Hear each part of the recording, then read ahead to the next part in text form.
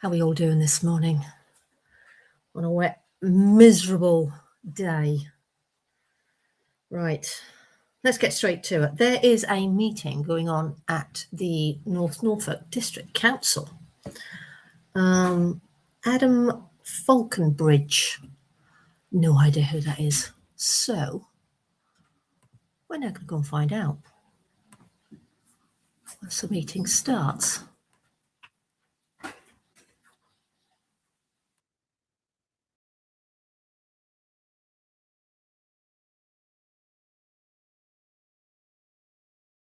.138, and then on page There we go. it doesn't match with page 56 where it's 8228, and again on page 6. Hang on, start again. Right, we're taking it from the start. Here goes. Now, the funny thing is, I checked in on this earlier as I was getting myself sorted, and they've only left the chat open.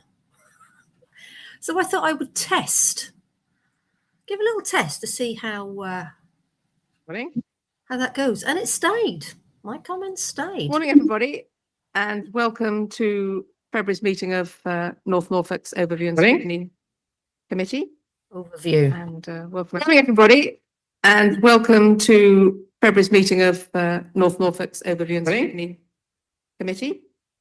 And welcome, everybody, and welcome to That's not me. February's meeting of North Norfolk's Overview and Scrutiny Committee. That is their end. Welcome.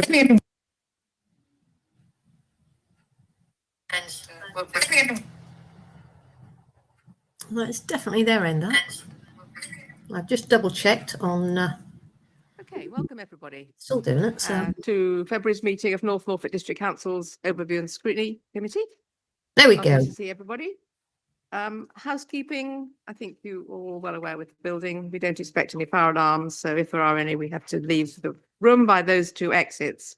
And I think you're all aware of the layout of the toilets. Do we have any apologies for absence, Adam?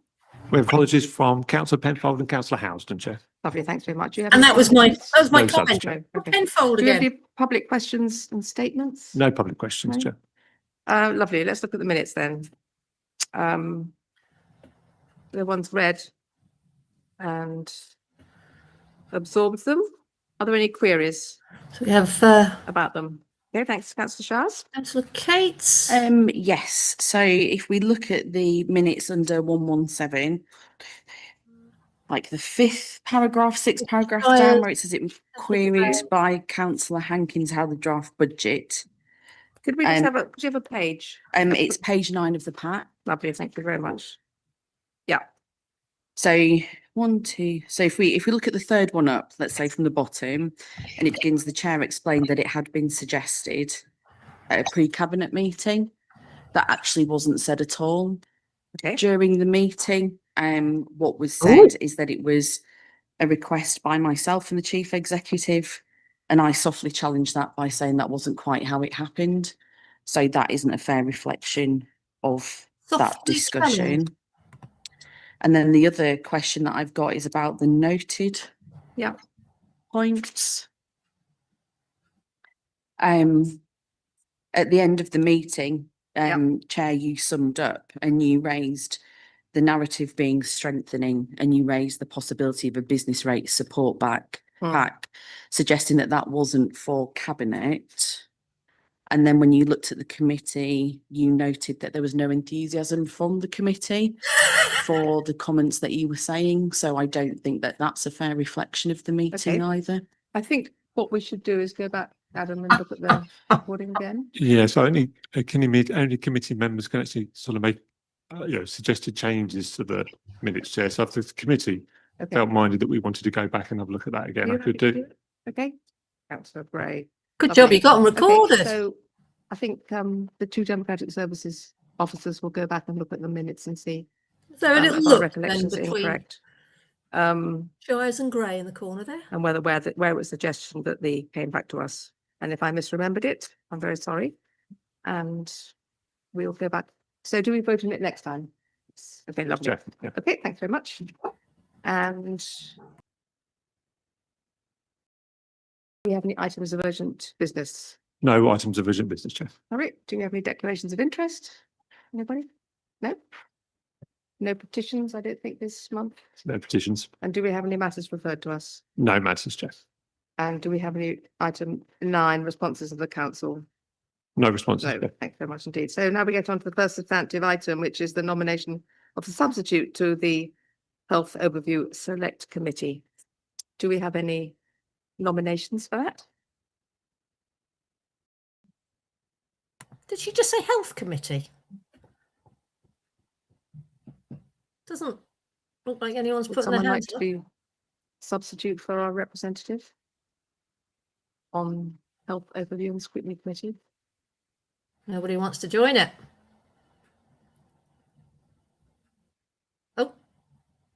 Oh, there we Here we've go. got two. We've got Councillor Rouse and Councillor. I was just going to suggest we possibly Mal, Councillor Gray. Okay. And was that what you were? Lucy were you going to Shires suggest? forwarding Mel Gray. Are you seconding that? You, Right, you can we get to just stand clarify? yourself. Were you wanting to stand or were you wanting to propose? I'm happy to Councillor back Gray? if you'd like to stand. Yeah, Wanted to stand. Okay. yeah, I'll second that. Okay, so we have one nomination, Councillor Rouse. Any others? So is he standing or isn't he No. standing? Okay, are you content to vote on that then? Just, Okay. Yeah, propose, so propose and second for Councillor Rouse and then vote, then really. Then. So can you Sure. propose yourself? Yep. Okay, so we've got a proposed. Do we need a seconder? Okay, thank you. Paul. Good. And vote? Is everyone in favour? Okay, lovely. Thanks very much indeed. So, Super. So now we get on to so item who's joined? 11, which is the delegated decisions. And does anyone want to introduce this or is it taken as read? I'm pulling teeth this morning. I'm happy Oh, to right. introduce it. This is a statutory requirement, is that we report on this. Lucy Everything is detailed in there. These are decisions that have been taken, and we have officers in the room should you wish to ask any further questions. And remember, any questions you can Okay, put in the chat Thank you as very well. much. Let's get a Members, do you have any conversation questions going about here. this report? Let's find out who Adam is.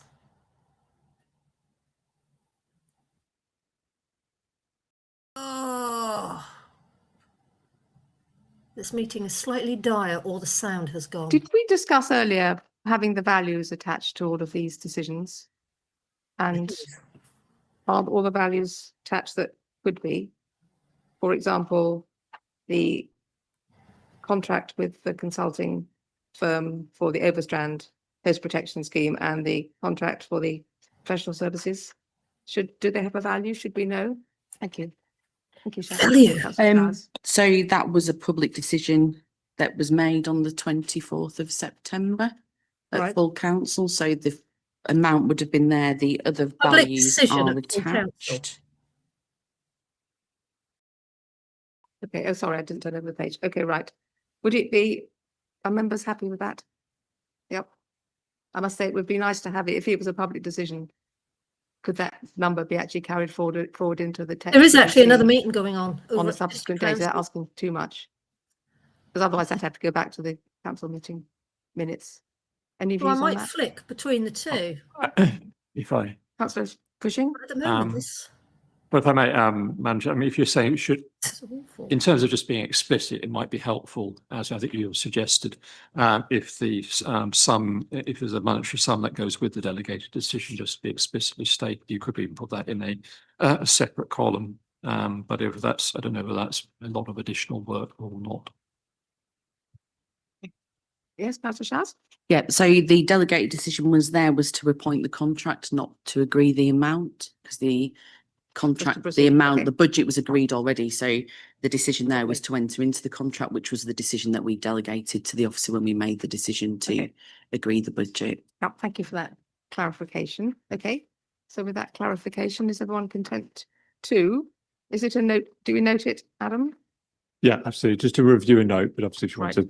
to vote to make sure everybody's happy to do Okay, that. is everyone happy that they with it? Do we need to vote? Everyone in favour? Okay. Thanks very much. Okay, lovely. So now we go on to capital strategy, which is page 29. So would you like to introduce that, Councillor Shires? Very, very well timed update. Well, they're rather enthusiastic about that at the moment, aren't they? Every 2 seconds.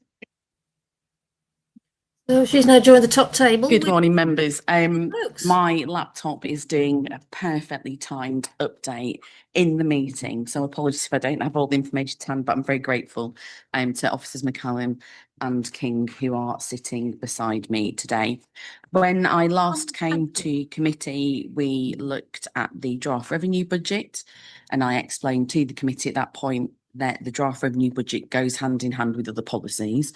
Now you're seeing them all today. So all the reports and papers that I'm presenting today all interlinked to form part of the draft revenue budget as well. So we have to be mindful that we may stray into questions that would be answered under a different paper, but I'm happy on the whole, as long as officers are happy, to try and work through them in tandem, because I know it's quite difficult to differentiate.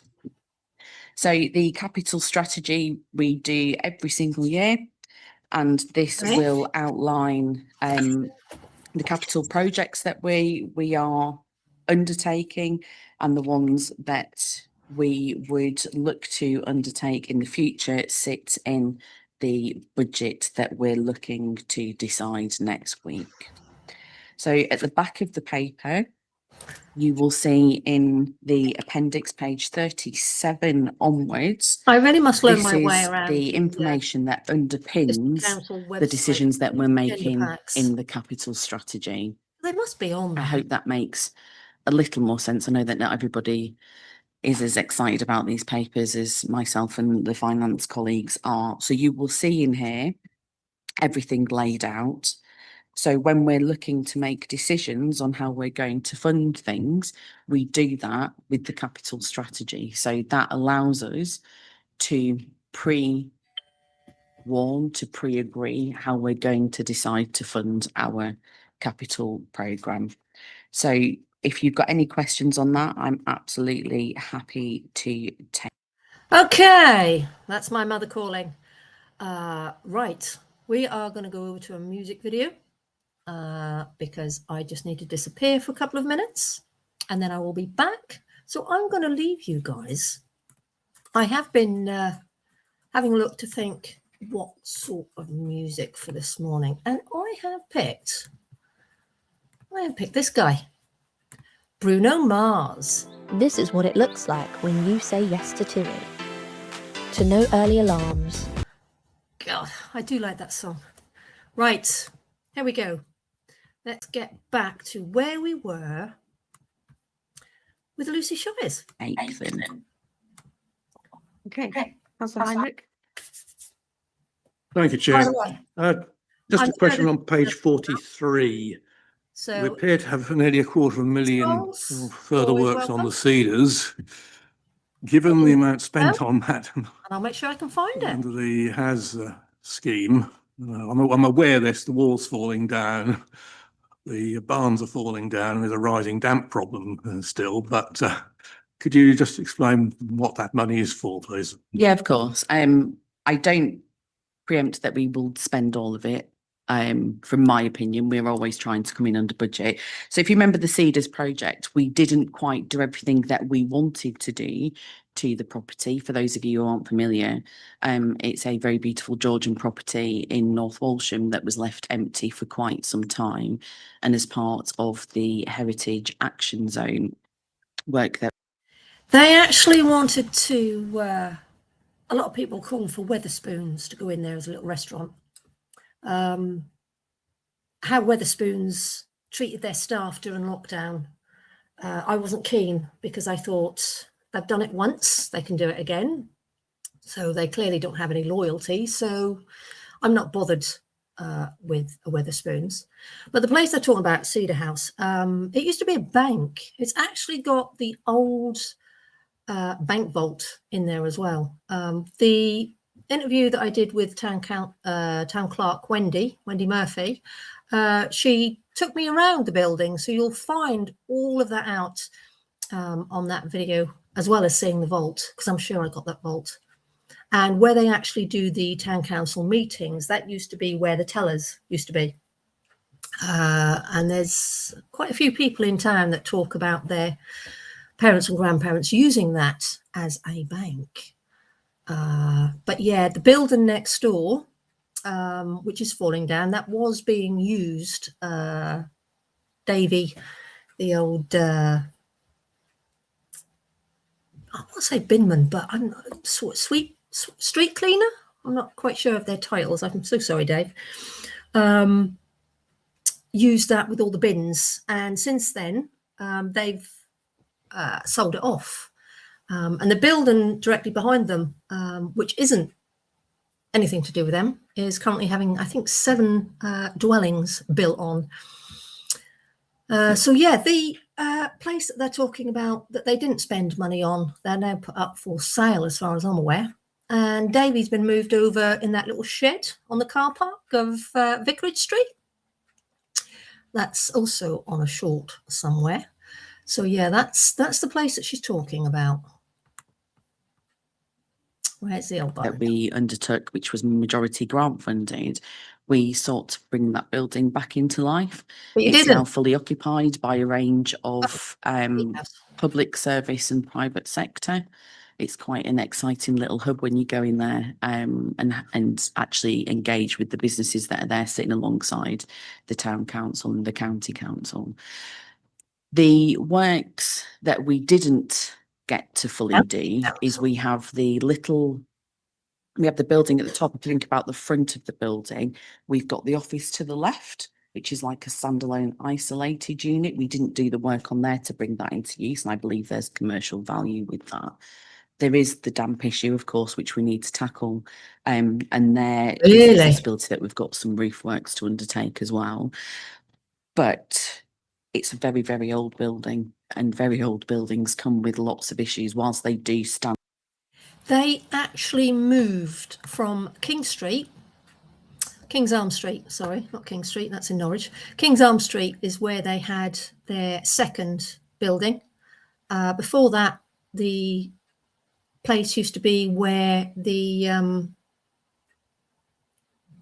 what do you call it? Oh. If you go down there, you look up on the building and you can see it. So Cedar House is actually the third place for the council where they are sitting.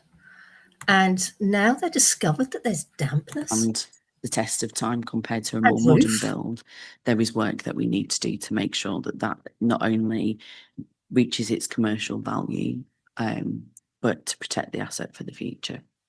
Yeah, no shit. Thank you. We've got Councillor Fletcher first. Because the place down on King's Arms Street, that had issues and dampness and all that stuff. Yeah. That's all right. It's on page 34. It's just a information that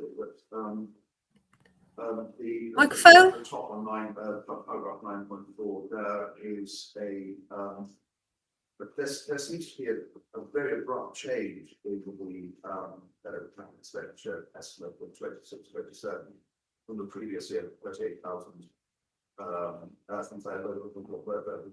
38 million in 2030. Why is there such an abrupt change in the expenditures? So on the top line, the Anyone hear approved that program question? scheme, is this the one that you're referring to? Yeah. We are very lucky to have been part of the Coastwise funding that is received from government, and also we've got quite a lot of coastal works that are being undertaken.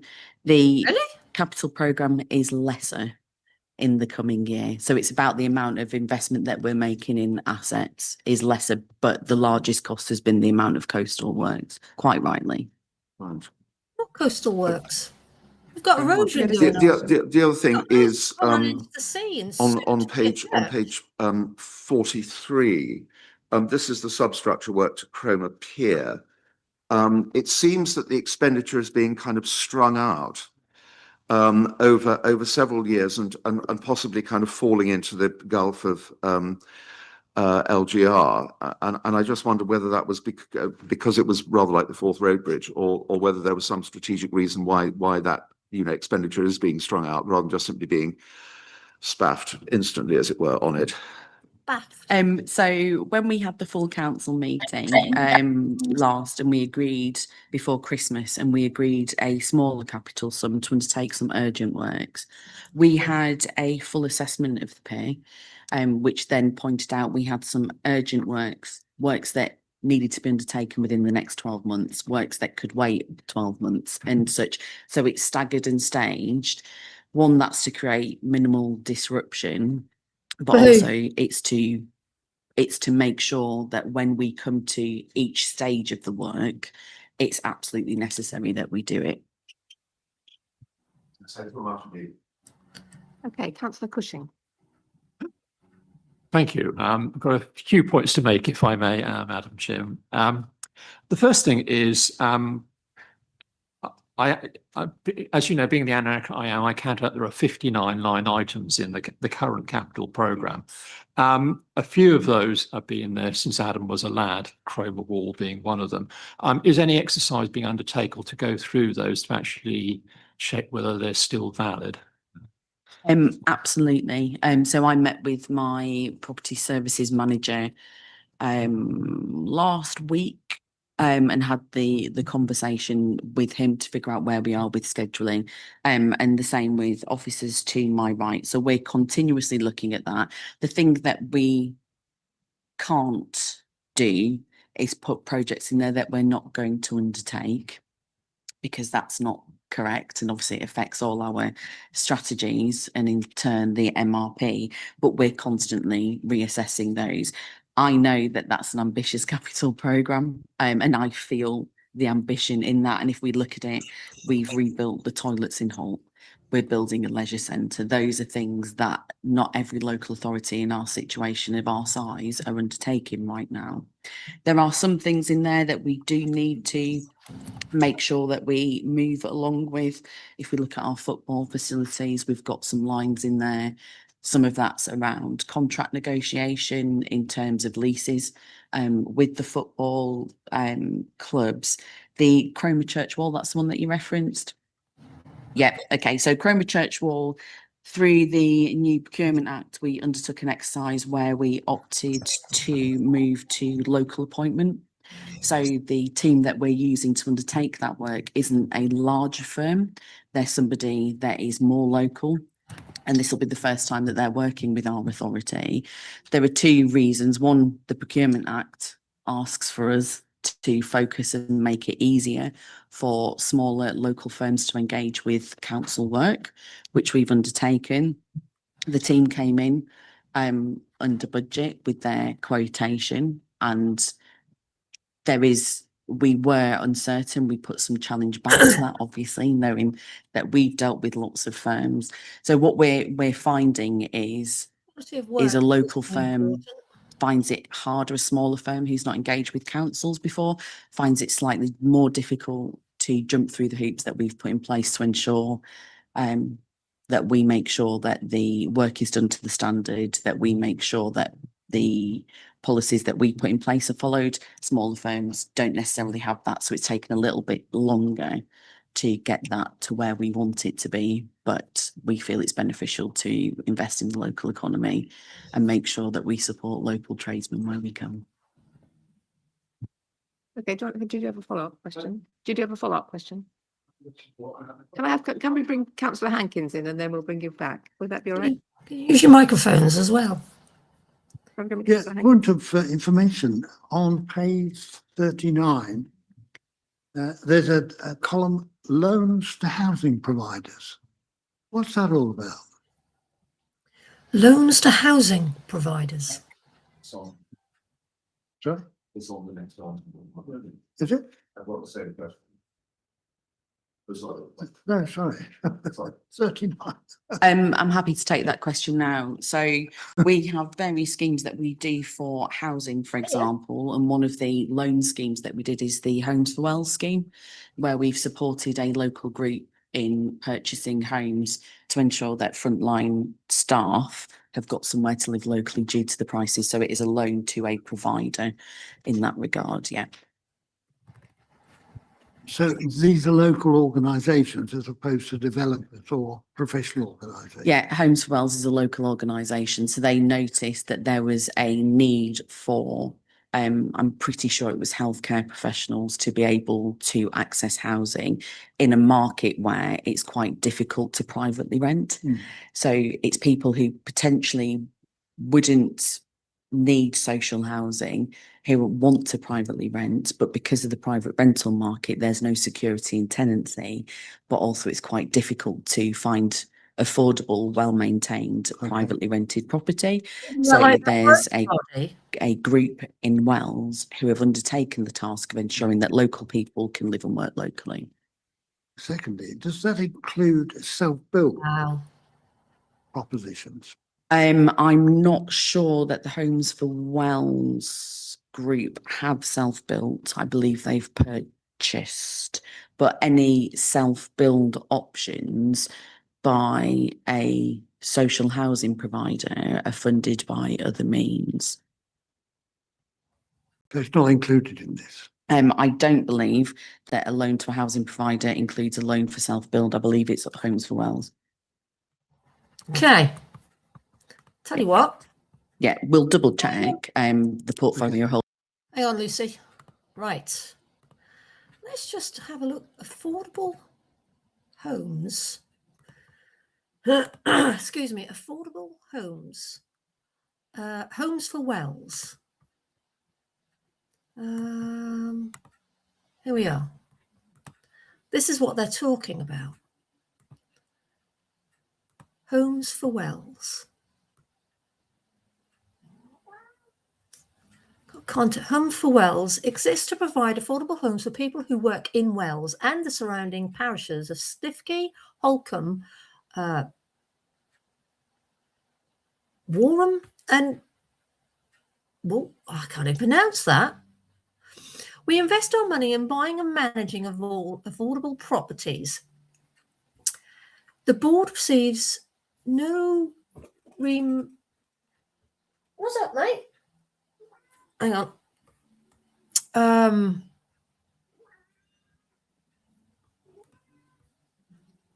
Hang on a sec.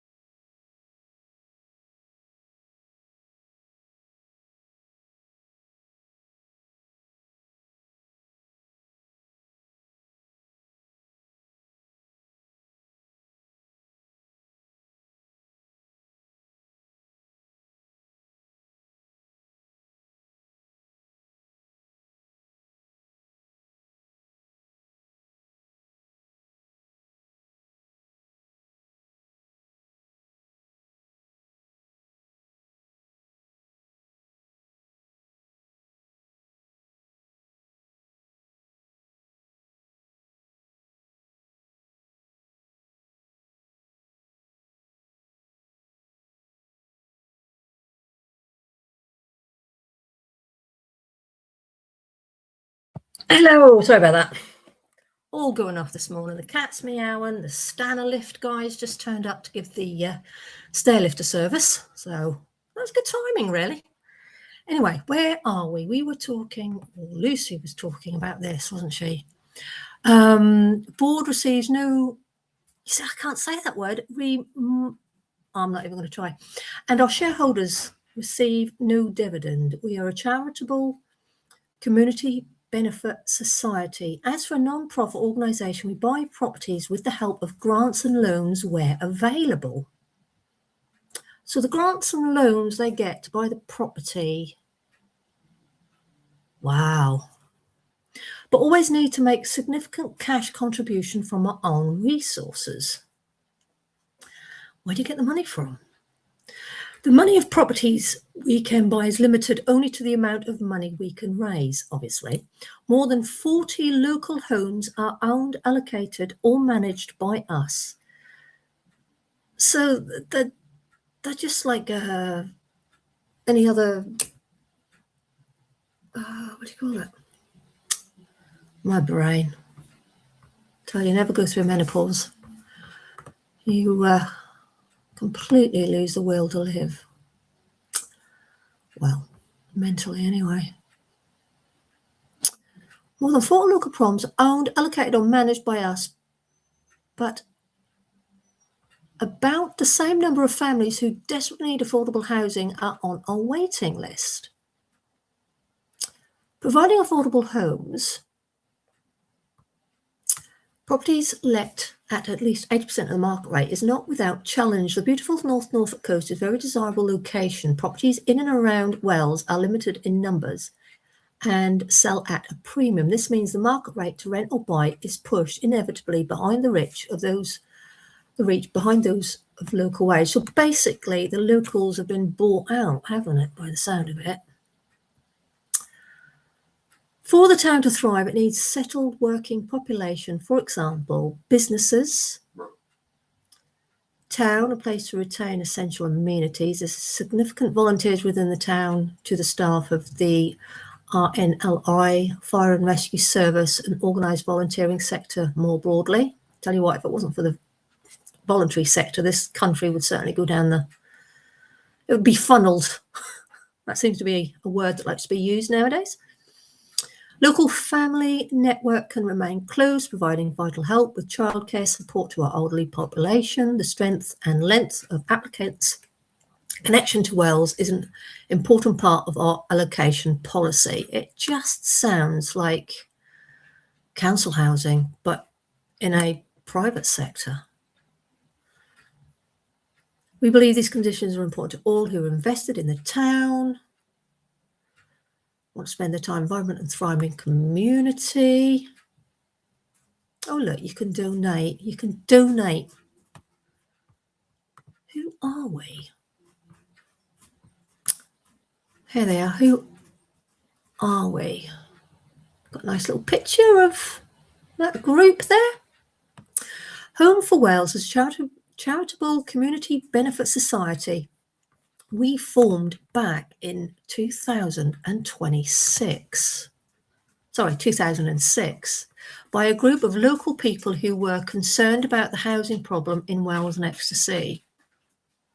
Our shareholders are people with local connection who are committed to our aims. Shareholders do not receive any profit.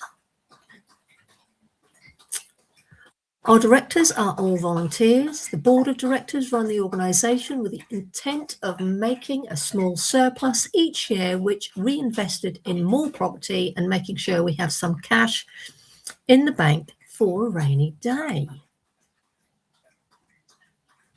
And here we have the people.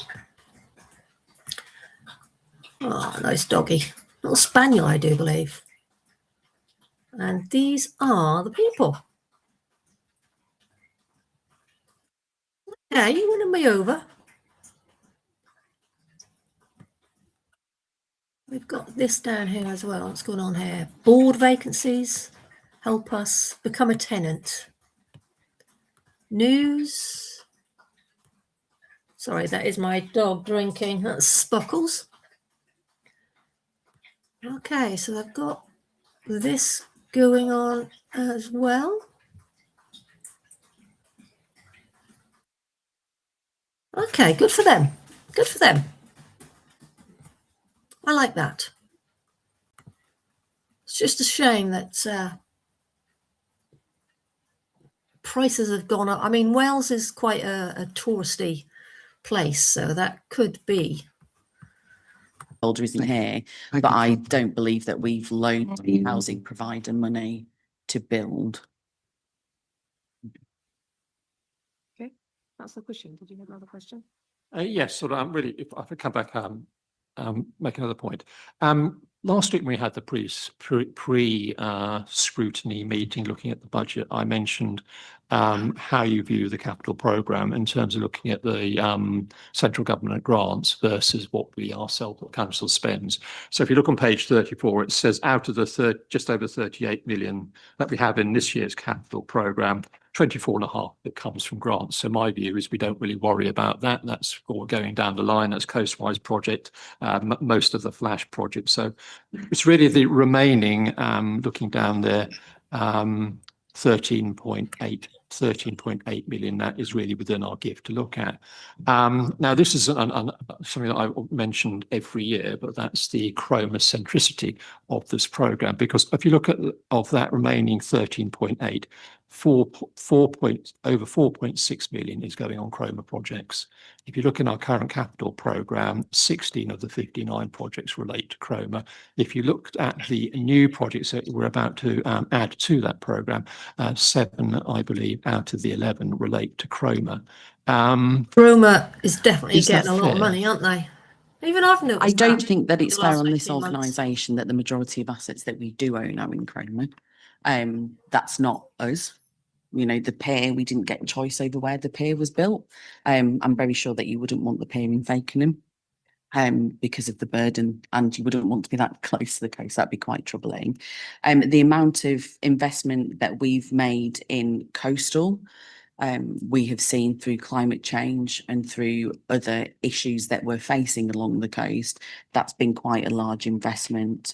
Now, when we go into the revenue budget, you will see there are the members fund, which I'm hoping will address where we don't own an asset in a local area, that there will be local investment in that regard. Looking at the capital bids for this year, whilst we do have the structure works at Chroma Pier, there is the public realm work there. We do have the investment in play equipment, which will be across the district. We've got the Wells public convenience, the temporary accommodation investment is across the district. So whilst But the information there are centres that ticket you items built, which are for specific areas, we've got about now you've $750,000 over both, including the bids and the previous one for our car parks, and that gets spread. So potentially there's a way that I can better communicate where we have an overall capital bid which will cover multiple areas across the district. That better articulation of what that's going on will help dispel some of that. We can't help that we have cliffs in Chroma and the pier in Chroma and the other structures that we've got there. Not many of those are good commercial assets. you see, Chroma has a fantastic sea defence. It has, undoubtedly. Undoubtedly. Everywhere else does not.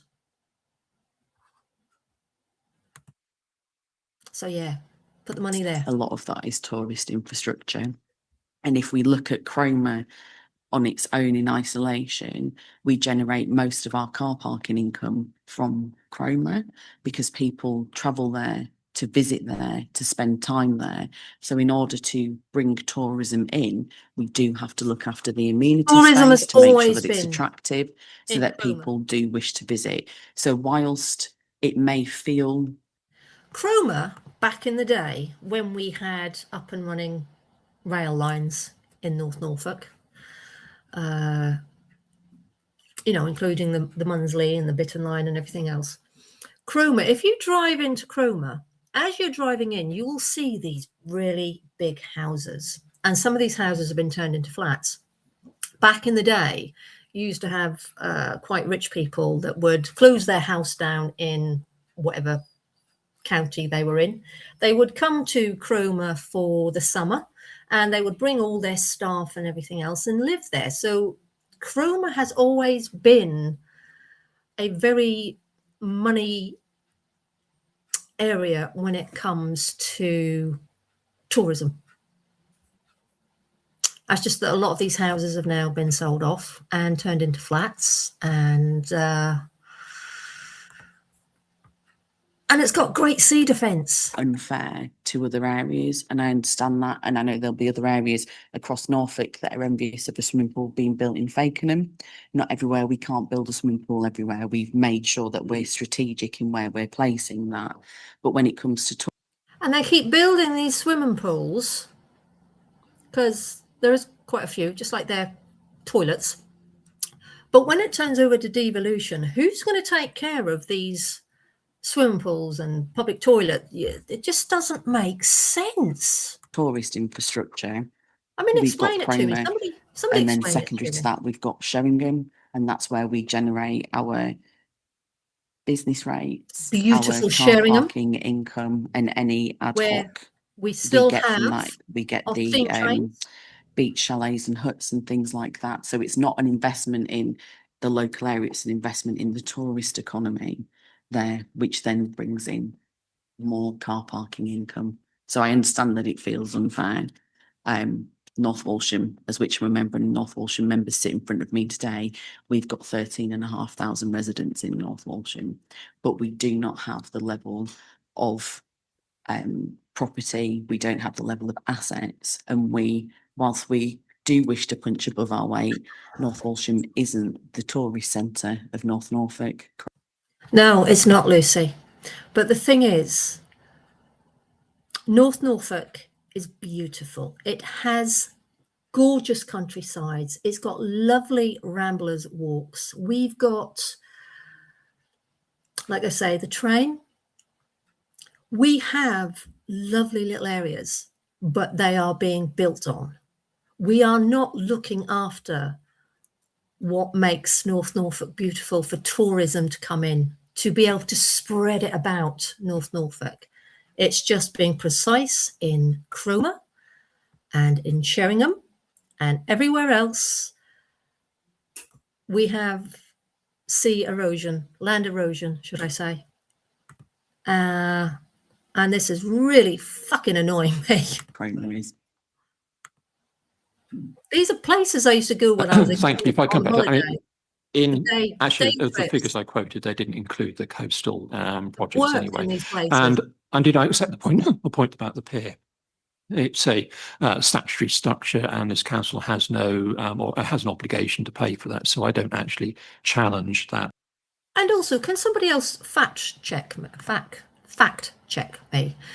Cromer Pier, wasn't that originally privately owned by a comedian?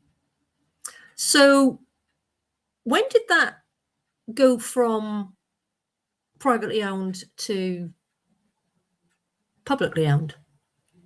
Am I correct on saying that? Gonna have to Google that. At all. The challenge I make is given the fact that we do have to spend a lot on Cromer on the statutory obligations, I would thought that actually looking at the other more nice to have obligations in there. So we've got, for example, sunken gardens, Marham's footpaths. I mean, there are a long list. Another Marham's building renovation. I mean, there are several others that you could go on there. You could say, and it's still a choice whether you actually want to spend money on those as compared to some other areas. And yes, I take the point about the assets, but the fact is, obviously taxpayers contribute right the way across the district, and particularly from the eastern side, Stalham, which obviously we've had conversations on, which doesn't do very well at all in that neck of the woods. So I just think it's a valid challenge to raise, because a lot of areas, okay, it might generally help the tourist economy in the Cromer and Sheringham area, but that doesn't probably benefit anyone in the Wells, Holcombe, Fakenham area, let alone at the other end in the Horning, Hickling, Stalham area either. Awesome. No, I take your point there. I take your point, but I know that if anywhere else in the district had the need for investment in some of these things, we would have done it far sooner. We are very sensitive to the fact that there is a perception from members of this council that there's unfair expenditure on Cromer. We are extremely aware of that. And I know that every time I present funding for structure or asset investment in Cromer, that the challenge is going to be consistently, you're spending too much money in Cromer. I know that for a fact. So Guess where their meeting is. Guess where this building is. Cromer. Locals call it the Palace on the Hill.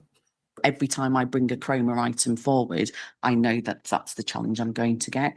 We have a lot of things in Chroma which we need to repair and maintain that haven't had the repair and maintenance.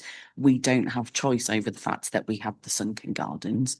They are there. They need investment. We've had a wall there, I mean, the which choice. for quite some time was extremely unstable. So we've put metal fencing around it, which isn't If what you did we your time want again, you across wouldn't this put them there. council for anywhere in North Norfolk to look like. We don't think that putting metal fencing round gardens is what we're looking for. I wouldn't do it anywhere else, but we're doing it in Chroma. So there has to be some balance as to the understanding of the level of investment that we need in Chroma, because it brings in the council tax. It doesn't bring in the council tax. It brings in the car parking fees that enables us to spend the money elsewhere. So we either So going what to keep about bashing Chroma and saying road we don't tax? believe Well, that we want to invest council there, tax? people will stop visiting and we'll see a reduction in car parking It income, all comes which isn't going to down improve anybody car else's parking. chances across the district. So there has to be some fairness and some balance in knowing that Chroma, with Sheringham, we've got Munsley as well, and all the way round to Wells. And these are places where people will travel from across the Munsley. country to come and visit because they are beautiful. That's what we are doing in supporting local people in jobs, in supporting local businesses and helping these areas to thrive. If we're not going to look at the tourist economy and we're going to turn our back on these areas, which this council is not going to do, then we're going to have to then look not. at where we're going to employ people and where we're going to get our income from. Because people are not going to travel to somewhere that isn't well invested and well looked after. We are competing with the They've been rest of the travelling to these country places for on hundreds how of we years, bring Lucy. tourists here and make sure that we're not only giving them a good tourist experience, but making sure that we're subsidising some of the non-statutory things that we offer by using car parking income. Okay. I think that's a good answer, Christopher, to that. Okay, councillor Hankins wanted to come in again. Thank you, Chair. Page 47, paragraph 2.2. I think that's the next item. Sorry? I think that's the next item, councillor it? Hankins. It's the next, that's the last revenue budget. So Really? you're jumping the gun. But very nice to hear from you. We're here. I'm in front of things for Chair. Expect anything else, councillor Hankins? Councillor Rouse. Thank you. Is it on? Thank you. So basically, Oh. with the capital program financing on page 43, I'm just wondering what the other contributions is, the 75,000. I was wondering if that could be a bit more specific.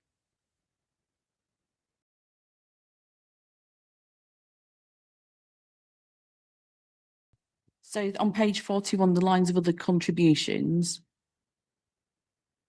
Bottom of page 43, the capital program financing, other contribution, there's a figure of £75,000. Oh, I believe that's section 106 money.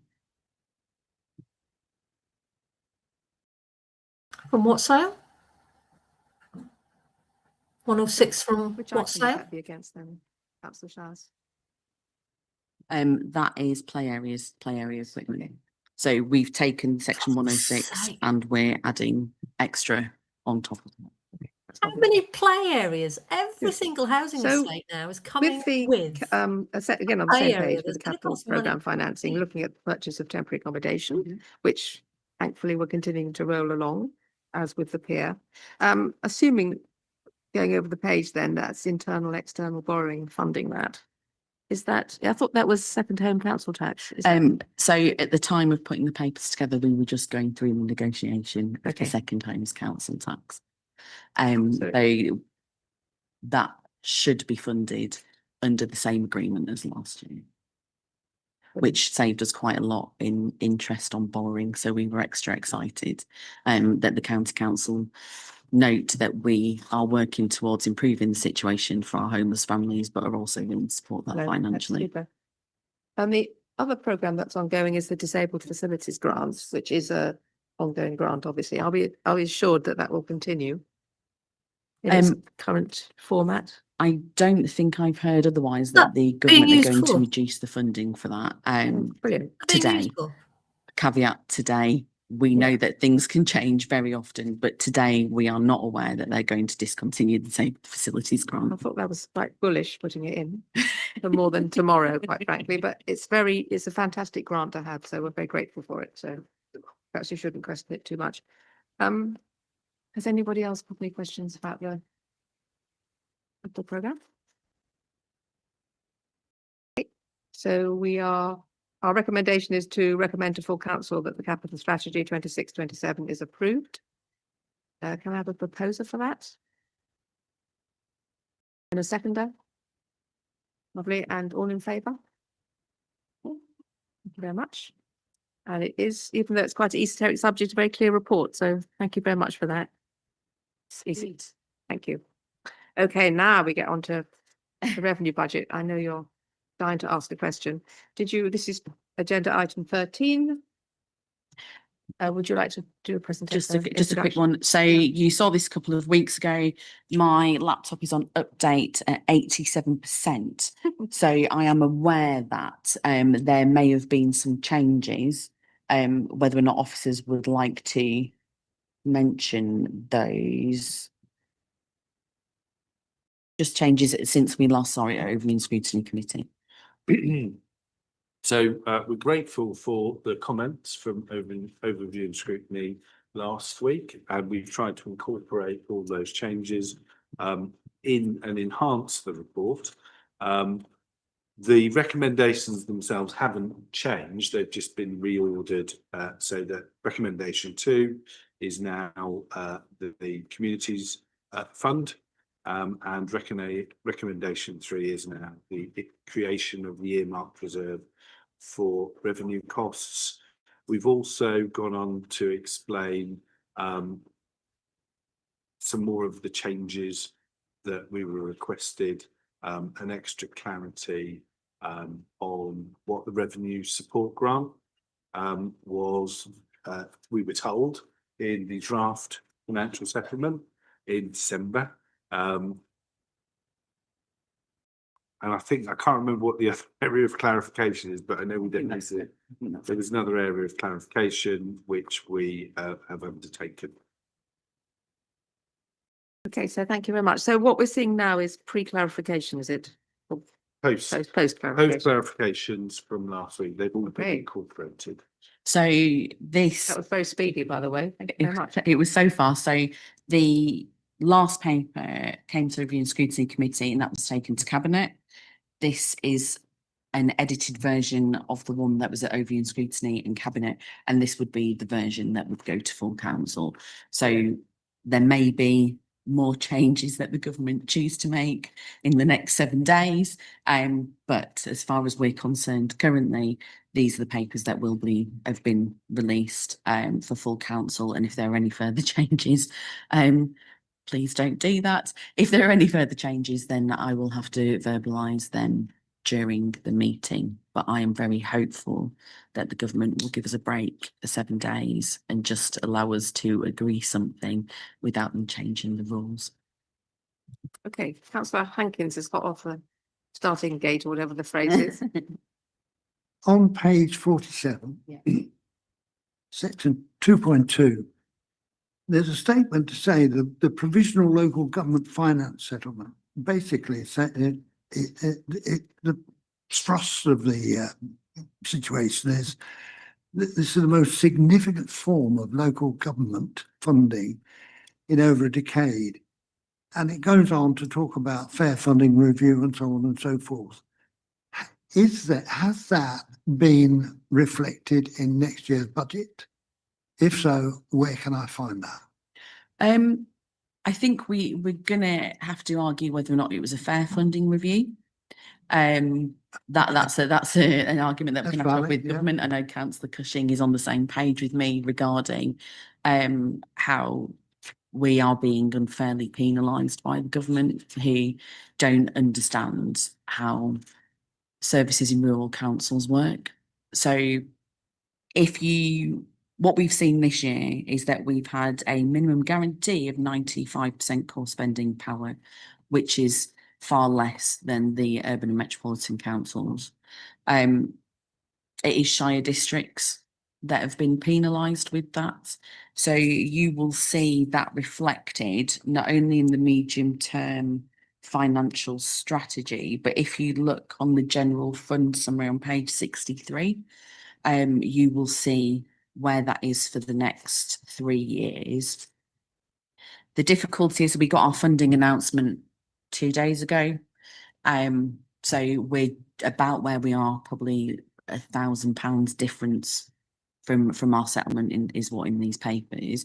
But what we have learned is that despite us working incredibly hard to keep our deficits in future years, at least the next future year, below £1 million, it's our understanding that next year the government intends to remove a further 700,000 from our funding.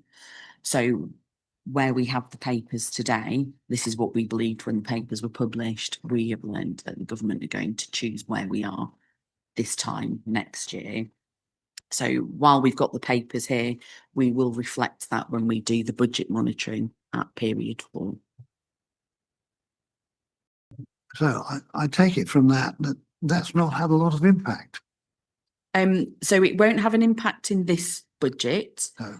Beyond this budget, it will have a grave impact. So 27, 28? So the 27-28 budget, we're probably looking at about 1.6 now. Okay. And you can see when we look at the 28-29 and the 29-30 budgets, the deficit increases. So the fair funding review is only fair if you're not a shire district. Thank you. Councillor Heinrich. Thank you, Chair. 314, Community Reserve. Now, I welcome that, of course. My only question is, I know there's sort of a working group will make recommendations on purpose and governance. What point will we have clarity on that? At the moment, yes, I think all members are welcome. In fact, they're going to have money to spend on those areas, but we have no idea how, why, how it will be monitored.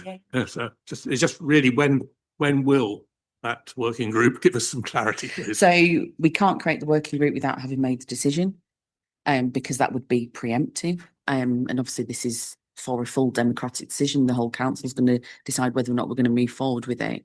So I would really like within 8 weeks as to have had the working group, which will consist of, it'll be cross-party. So it's not just going to be me making all the decisions. I would like a cross-party working group just to agree purpose and governance.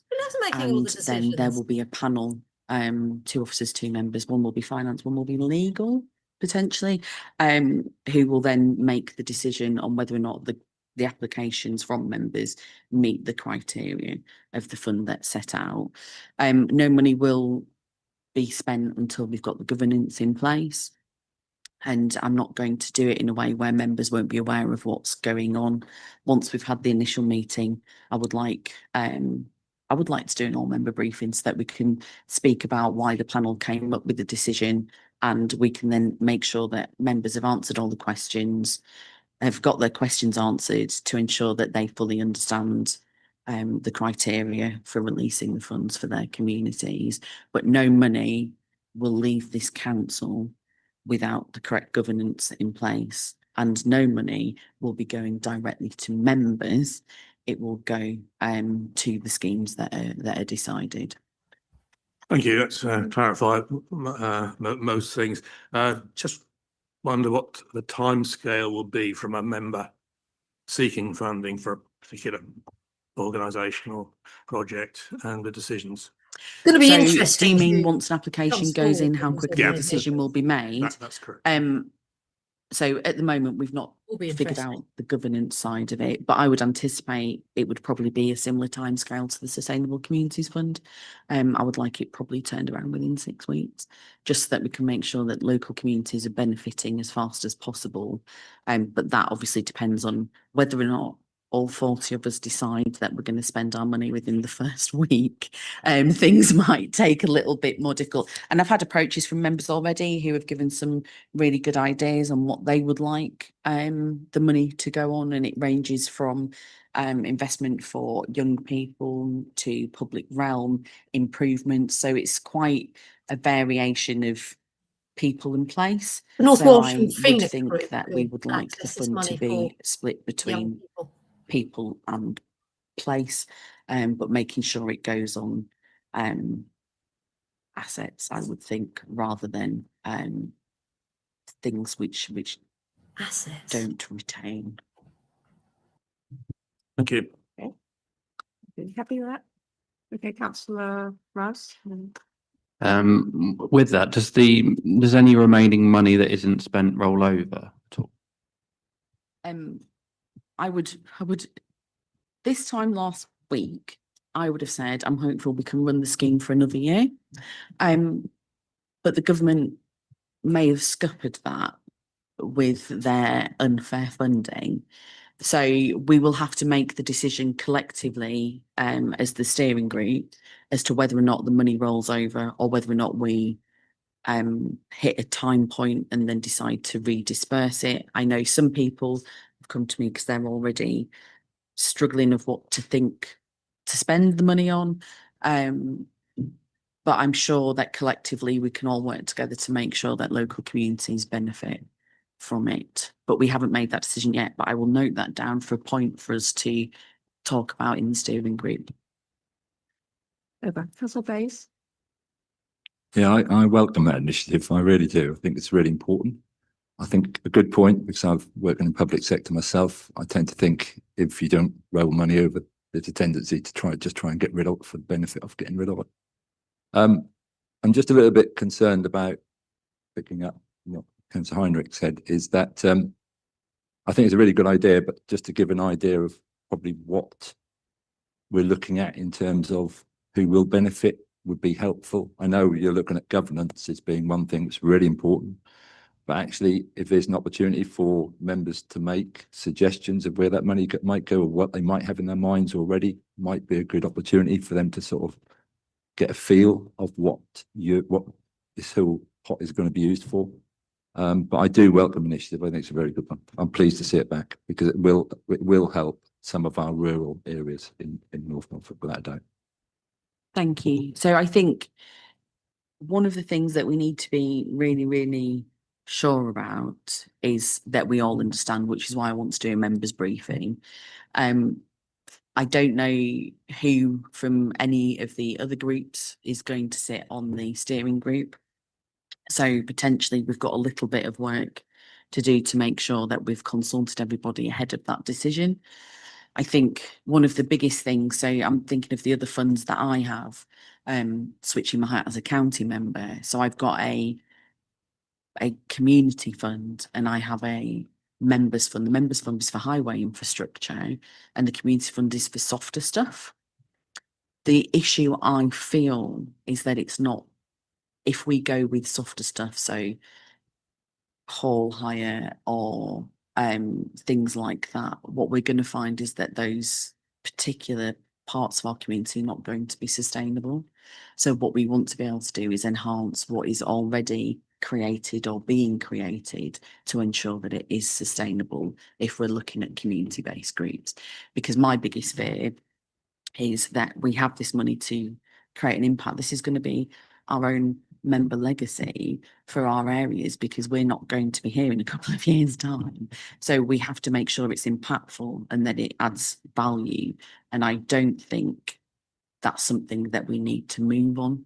So as long as we are agreed that we will have a consultation with the people who are going to sit on the panel. So I'm going to guess that will be group leaders potentially, or lead people within the group, to make sure everyone's giving feedback on the things that they would like it to go on.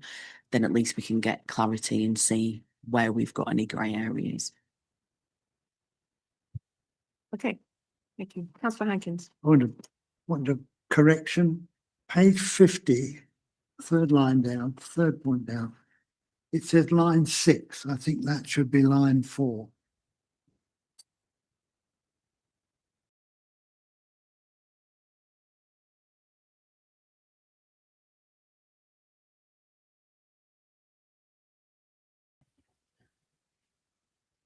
Officer King has just let me know that's been corrected in the full council papers.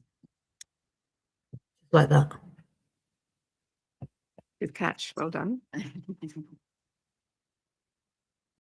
I was interested where the second home council tax was going.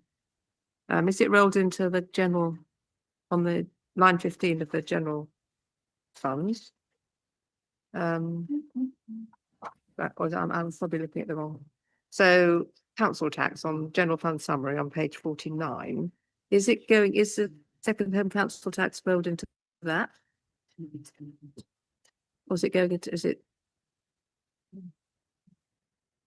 Yeah, so our share of the additional council tax, with the sort of 7%, is included within line 15, and then the additional money back we get from county is there's some of that goes into the reserves, and then it's taken from those reserves to fund the capital works.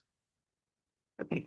And with that, we're also keeping the second homes council tax reserve topped up to a level. So that reserve there was to ensure that if there was an overspend, a revenue overspend, then we had a reserve to cover it. So whereas we've had overspend this year, we will remove from reserve, but we will top back up again. And that was the whole point of us as an authority going for the second homes council tax. Okay. And I have another question. Where's this 750 LGR provision, of which, you know, I'm very keen? Where does that, where do I see that? Is it part of the, it's in the reserves, but where's it coming from to go into the reserves, or is it in the reserves already and being reapportioned? It's coming from revenue. Right, so where? So it's coming from income, so Yep. it's a debit to income. Yep. To create this reserve that will be released against the incremental costs of local government reorganisation. Brilliant. So where would I see it? For example, in the general fund, would I see it scooting out, or would I see it somewhere else? Page Page 63. Okay.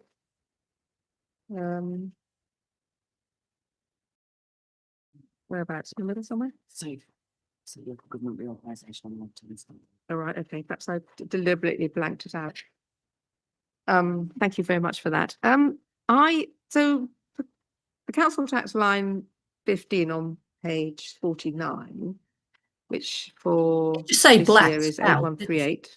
It's blacked out. And then on page, What she said? it doesn't match with page 56 where it's 8228. And again on page 63 it's 8138. Are these different numbers that I'm trying to put square pearls into round boxes? Bit like Phoenix Group, 102 days overdue on So the accounting report. the numbers that Good so point. when we do our calculations on council tax, and similarly with business rates to get it into general fund, it's a bit of a moving picture until we get to the full council number because of things such as non-collection estimates. There's a lot of estimates that go into building that number. Yeah. So the number that will be in the full council papers is an updated position, so which is slightly different as well, but that will be the final number. That'll be the final number. Because we take essentially when we do our workings, we look at the council tax base that we submit to government. We then, which is in October time, we then take an updated view on that based on changes since October, and then make allowances for any non-collection that might happen.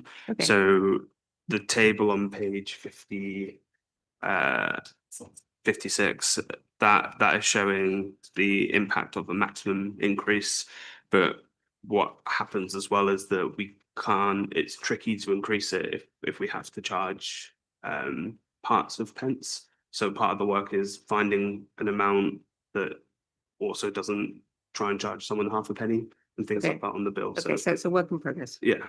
Brilliant. Well, that's very, very helpful. Also on page 63, we're talking about the extended responsibility grant. So that's sort of halfway down. Yes. Is that not recurring? Are we expected to do the work without any more money coming in? We were told a particular figure at the start of 2025-26. That then was reduced by the government just before Christmas by 300,000. We have been advised of a figure which is included in this budget for 2026-27, which we have included in good faith, and we trust that the government won't do that again. It is not part of the financial settlement and the core spending power. Right. It's through a separate body, which I'm not quite sure which department they're part of. It's probably DEFRA, but we're not really sure. They've got their own name and they collect a levy from the producers of packaging and then allocate that out to both collection and disposal authorities.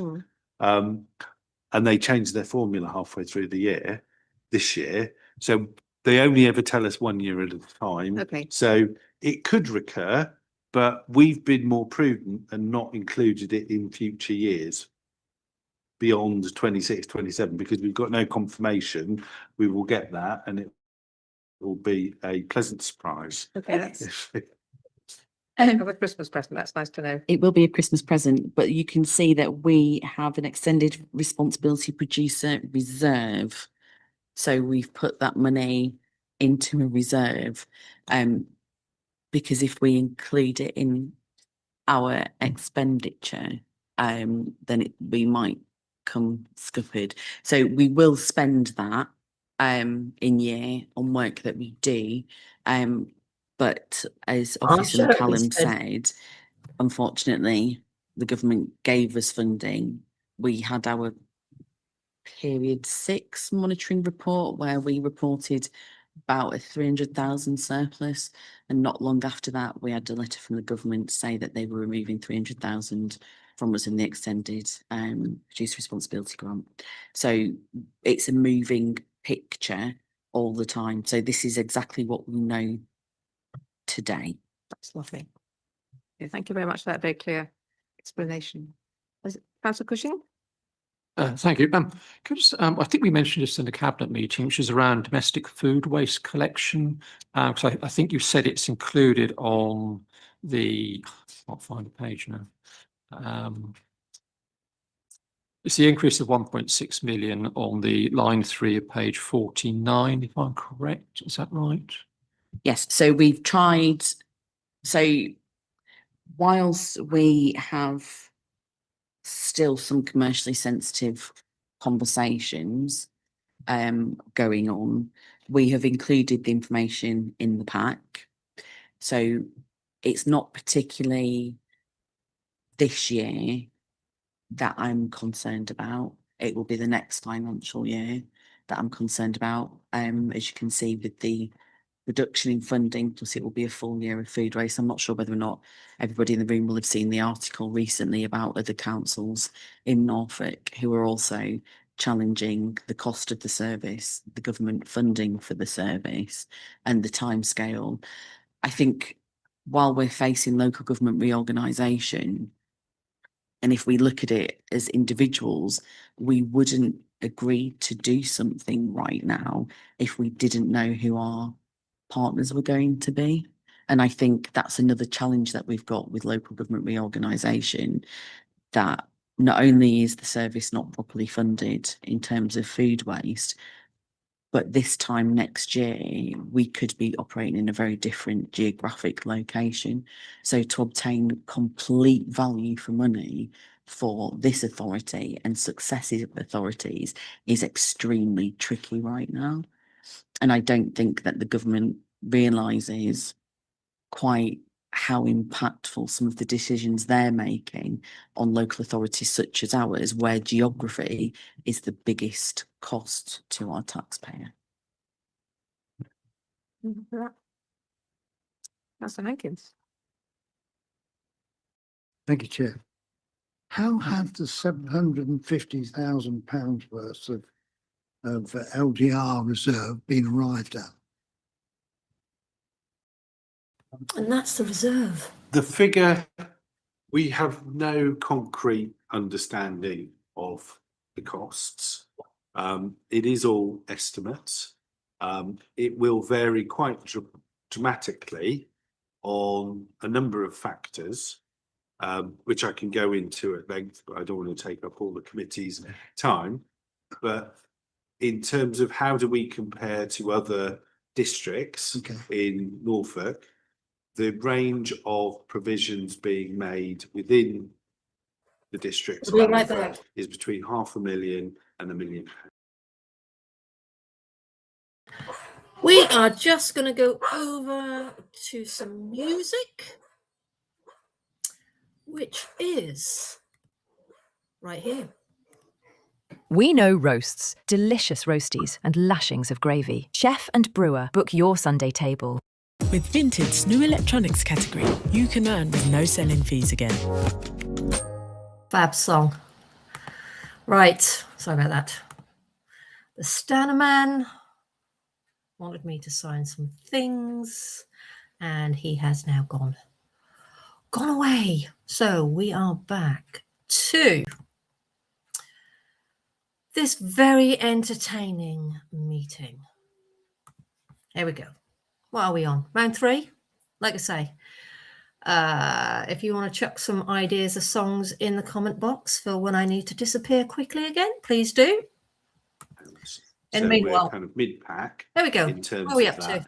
And a lot of the cost, the main drivers of uncertainty is which solution the government will be minded to, which we won't find out to the end of March after council is invited to consider this budget. Number one. Number two, how the costs will be split by the existing authorities. The County of Norfolk has suggested they would pay half and the districts pay a share, the other half, be that by number or population, which would be better for us. But that's in contrast to North Yorkshire, where it was continuing authority and 100% of the LGR costs were borne by the county, because they realised they would be absorbing all the reserves that remained of the districts. So there's various models, and that model is subject to ongoing negotiation at leader and chief executive level. So the decision on the unitary authority, which of the options is chosen, will have a major impact on that number, won't it? Yes, comparing the 3 bids that were submitted, or 3 proposals, I should say, at the end of September, there's 3 different prices and they range from 18 million to 34 million. Yeah, I can imagine. Yeah. Thank you. I think when we look at the council tax share, for example, where we get 7.4% and the county takes almost 75% of council tax, I think that's reflective of revenue, income. And I think that anything we look at going forward, I think it's wholly unfair of an authority which takes 74% of the council tax to ask for the districts to pay more than their fair share. And these are the things that have to be negotiated and I agree with that. through. I agree with that. I'm really disappointed. That's probably the most British thing I could have said, that the government is choosing to do this to us and asking our local communities to pay for the privilege of it. And when we look at how far we've come in terms of income and savings, and I've been bringing savings to you for the last couple of years, and how much money we've saved to ensure that we can support our families who are facing homelessness, and we've worked incredibly hard as an entire organisation to do that, we don't get the benefit of being able to decide where our money's going this year, because we're getting less and the government want us to pay for something that they want us to do. So we have to be really mindful that whilst it's not a decision that we want to make, we're just going to roll over, let them piss on us until it's raining then instead, are we? Okay, any further questions? Fucking hell. On the budget? No? Been very well explained to us, thank you.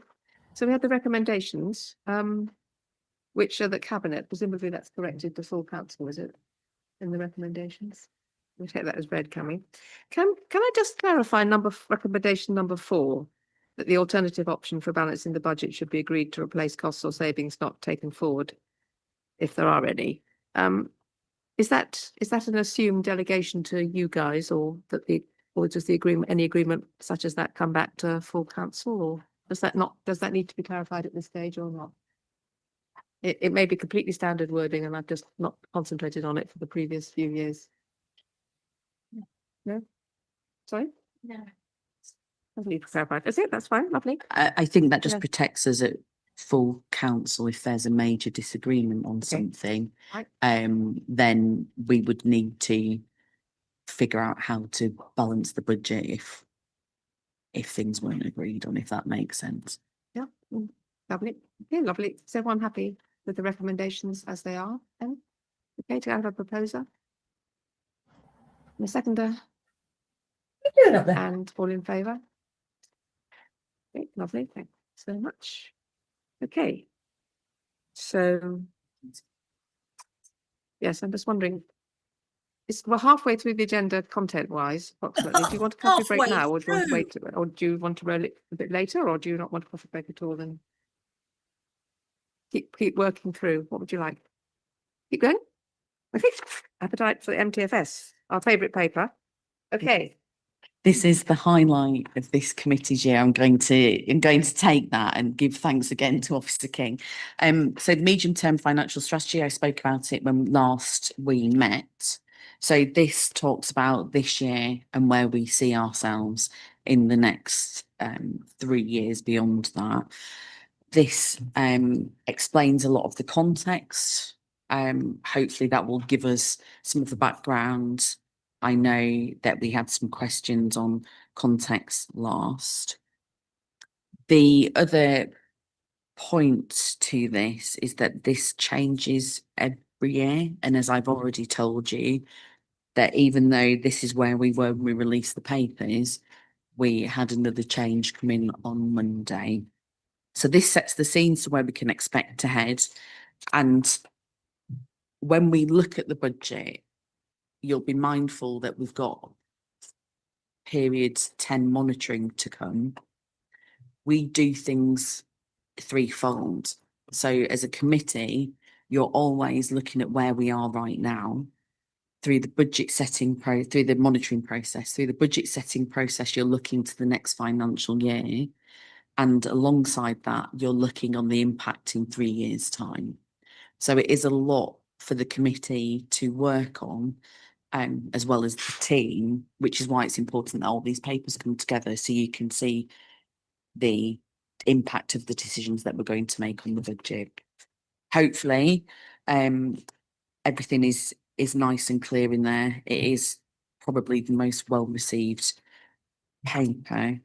But as I've said, there will be a change for the next financial year, which we learned on Monday, which isn't included in these papers because these were published before. But we will update in the period for monitoring for the 27-28 year. Okay, does anyone have any questions about the MTFS? Councillor Cushing? Thank you. I have to say, I appreciate your comments. I think it's a very good document, I have to say, in terms of that. A couple of questions, if I may. Interest rates are potentially going to go down. So how would that affect our investment returns?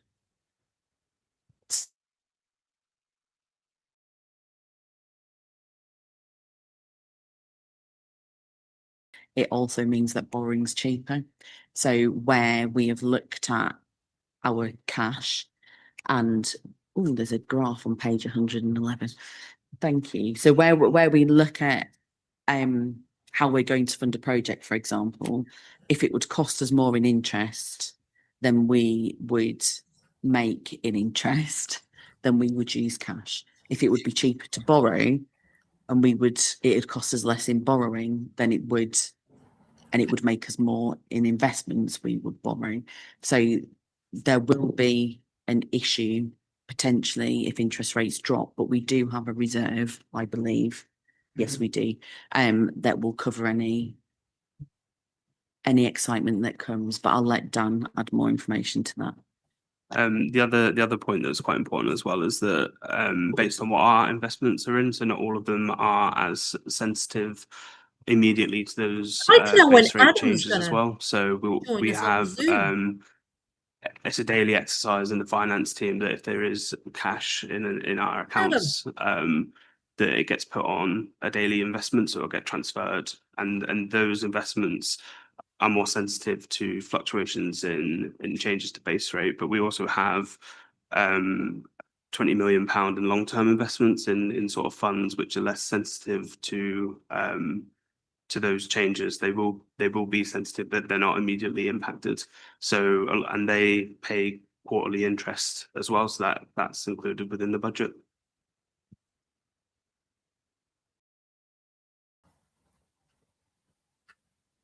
I have a question about page 102. With these lovely graphs. Why does the settlement funding jump in 26-27? Is that because of the rolling up of the various different grants? If you look at the revenue support grant goes up massively next year. Is that simply a repositioning of money as it comes into the organisation, not more money coming in?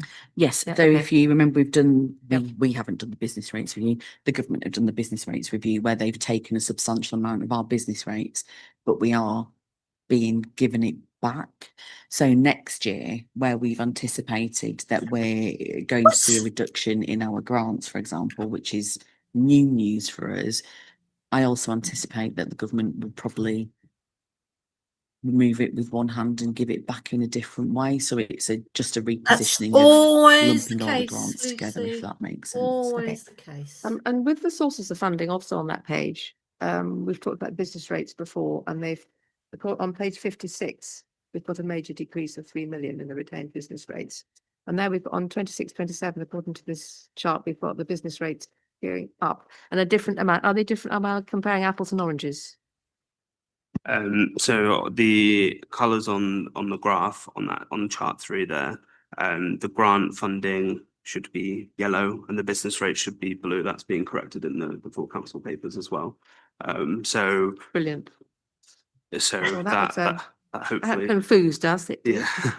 The other thing that's kind of with the business with the revenue support grant dropping off, that is one of the big changes from the draft to the final settlement is how much that drops off by is what I think has been mentioned previously. So that these graphs will change.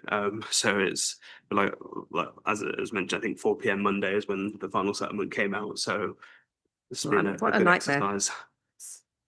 Okay, that's very helpful. Thank you very much indeed. And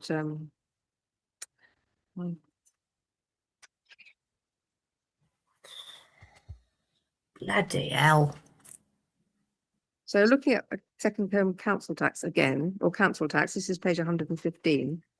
115. Are we reflecting The agenda sufficiently pack. the changes there might be in that, or it seems to be about council tax in general? That's the bottom paragraph on page 115. So do you mean, are we including second homes council tax in those I paragraphs? guess this is a sort of reflective section on mitigating the budget gap, where we talk about what we could. My interpretation was anyway that we talk about what we could and couldn't do, and I just wondered if second home council tax could be included in there, or is it in your thought process?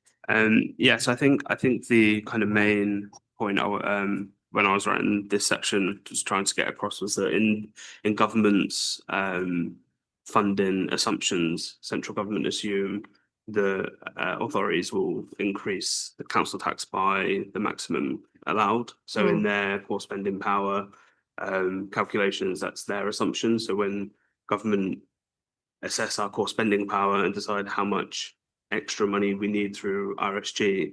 See, this is where that's the AI assumption they make in would that. really So be it sort handy. of I've sort of written that in that section because it's something that has to be considered in the context of all the funding. I think in That's some helpful. cases AI within So government second home council could be tax too quite niche to be interesting. included in that, because Not in our it's relatively healthcare, unusual to have it in. but in our government budgets. We've included what we can in Okay. terms of second homes, Transparent, council wasn't it? tax, talking to our revenue officers. We are starting to see a plateau in the number of second homes. We're not seeing, the inference is we found most of the second homes we were going to find. There may be others out there, and we continue to look for undisclosed second homes, and that's an active program. But I think the initial growth is there, so that element will stabilise. Clearly not in the other Wales. point to make, to build on Officer King's comments on the funding formula for core spending power. They've assumed, the government has assumed we will increase by the maximum without having to hold a referendum, which is what's proposed in this budget. And we are then getting a bit of damping relief in this paper, and there's they've tweaked things for the final settlement, but that's based on bringing our core spending power up to a guaranteed minimum of 95%. We used to be in the 100% guarantee. We've now dropped, we found out just before at the end of 2025 calendar year, that we dropped into the 95%. So the government only promises to top up our income, assuming we do the maximum council tax increase to 95% of our core spending power. So again, we are in effect being penalised for prudence. Right. And I would just like to reflect that second home council tax has been an incredibly valuable resource for us. It has been fantastically. But you said in the other by temporary meeting the accommodation other for day homeless that didn't make residents, much so- difference. If I could make one quick comment, I'd just like to congratulate the revenues officers for achieving a much higher collection rate than anybody had assumed, not just ourselves, but Prudence, but compared with other councils as well. We're collecting far more of that second homes premium than we were expecting. With very positive results for, as far as homelessness accommodation is concerned. Okay, so has anyone else got any comments about? How many the homes are sitting empty? Other than to praise it in its construction. Thank you very much indeed. Sorry. No, sorry, Councillor Fletcher, I do apologise. This is just information. It's on page 119. You've got a line called extended responsibility producer, which I didn't understand. So that we talked about that briefly before. So it's my understanding, and I'm sure I'll get corrected if I'm incorrect, that where a manufacturer uses packaging or creates packaging, they pay a taxation to the government, a levy. We don't call it tax, we call it levies. A levy to the government, and then that's distributed back to councils such as ours who collect recycling. Right. So it's a way of the people who use and produce packaging paying for it to be recycled as well. Right. Really? Okay. Quite a lot of money by the look of it. It is quite a lot of money. Like we said earlier, ours was reduced by 300,000 in year this year, which we don't generally get a big reduction in year. And we've been told we're getting it next year, but we've not put it in the MTFS for future years because the government change their mind often. Yeah. Good. Thank you very much, Lloyd. Okay. So we've reviewed and we are recommending it to full council, this paper. I'm happy with that. Do I have a proposer? And a seconder?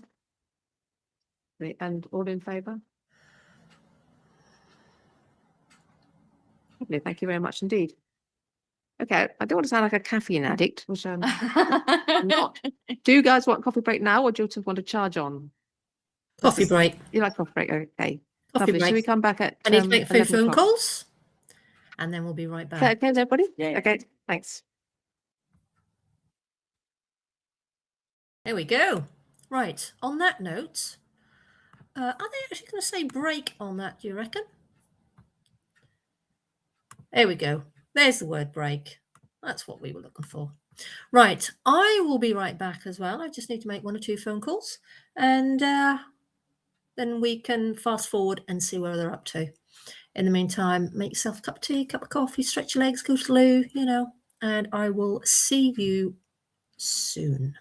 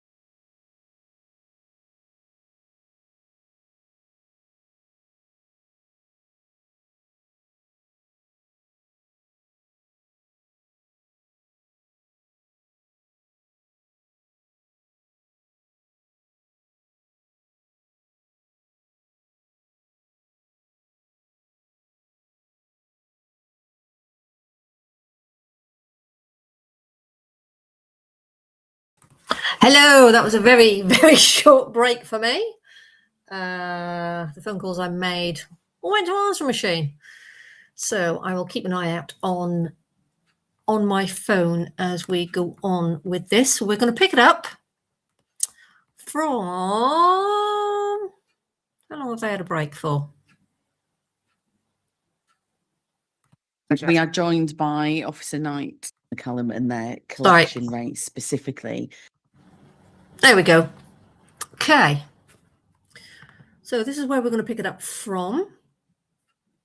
I do have a few tabs open, which we will go through at the end of it. But let's hope we... Lovely. Let's meet Adam. And we now have agenda 8 and 15, which is the non-domestic business rates policy. And I think possibly Councillor Showers will be speaking to us first. Very sorry, it's me again. No, it's we are joined by Officer Knight, who would have missed the praise that he and his team received earlier from Officer McCallum and their collection rate specifically on overachieving on second homes council tax. So it would be nice if it was noted that thanks was given to you and your team, Sean. So business rates was touched on when we last met.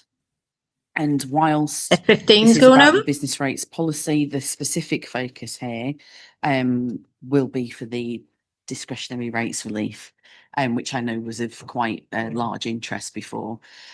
So if an organisation occupies a property where business rates are paid, it could be eligible for up to 100% discretionary rates relief if some of the operation is within the guidelines shown within the policy.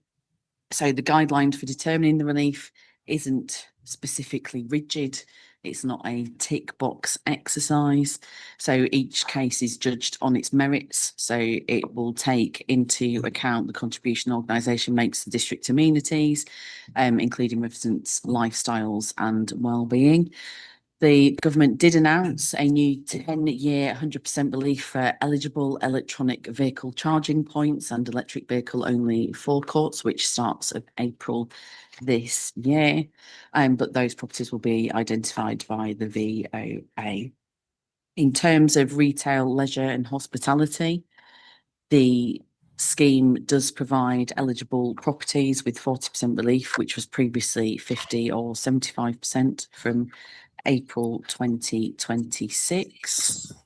So the multipliers are based on occupation of the business, not the VOA description. And we have been provided with updates and will continue to be provided with updates throughout the year. But it's my understanding that there will be a full compensation package for the loss of income as a result of these changes.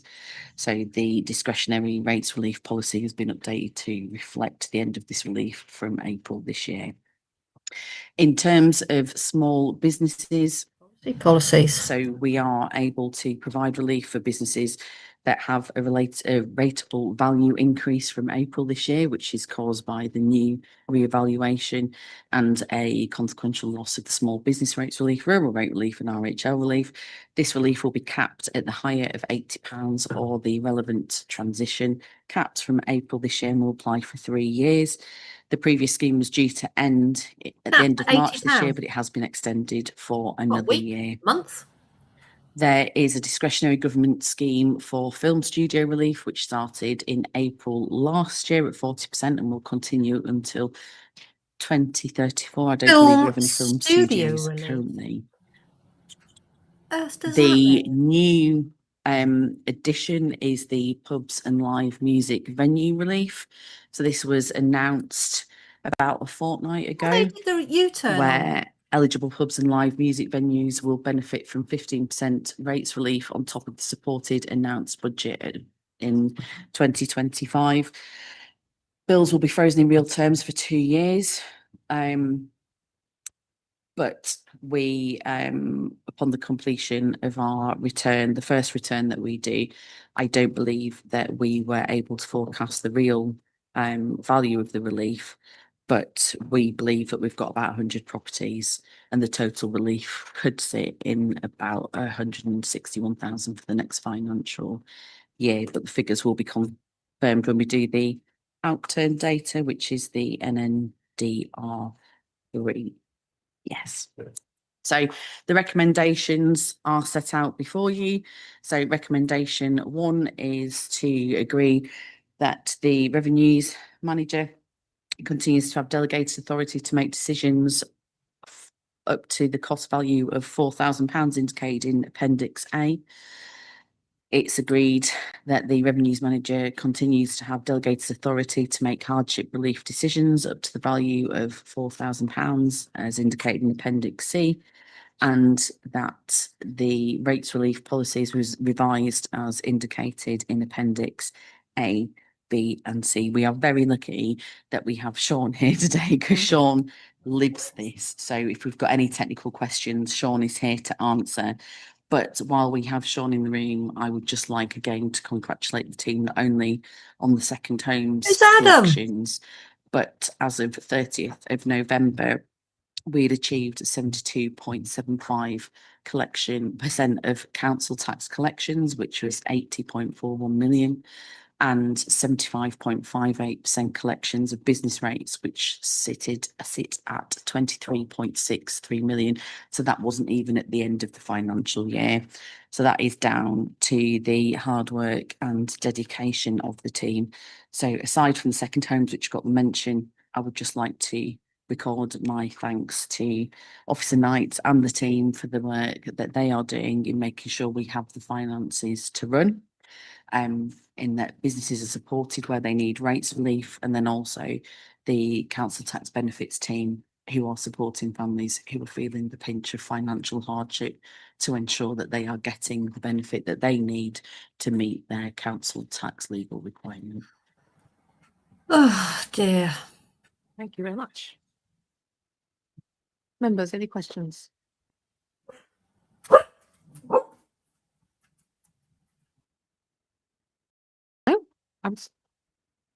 Members, now you've got the expert in the room. Not that you're not the expert. Definitely not the expert. Have you got any questions? Your opportunity, Councillor Bayes. Yeah, my background's hospitality is very, very important to me. I've met so many people who are really concerned at the moment in terms of they've had their business rates go up considerably.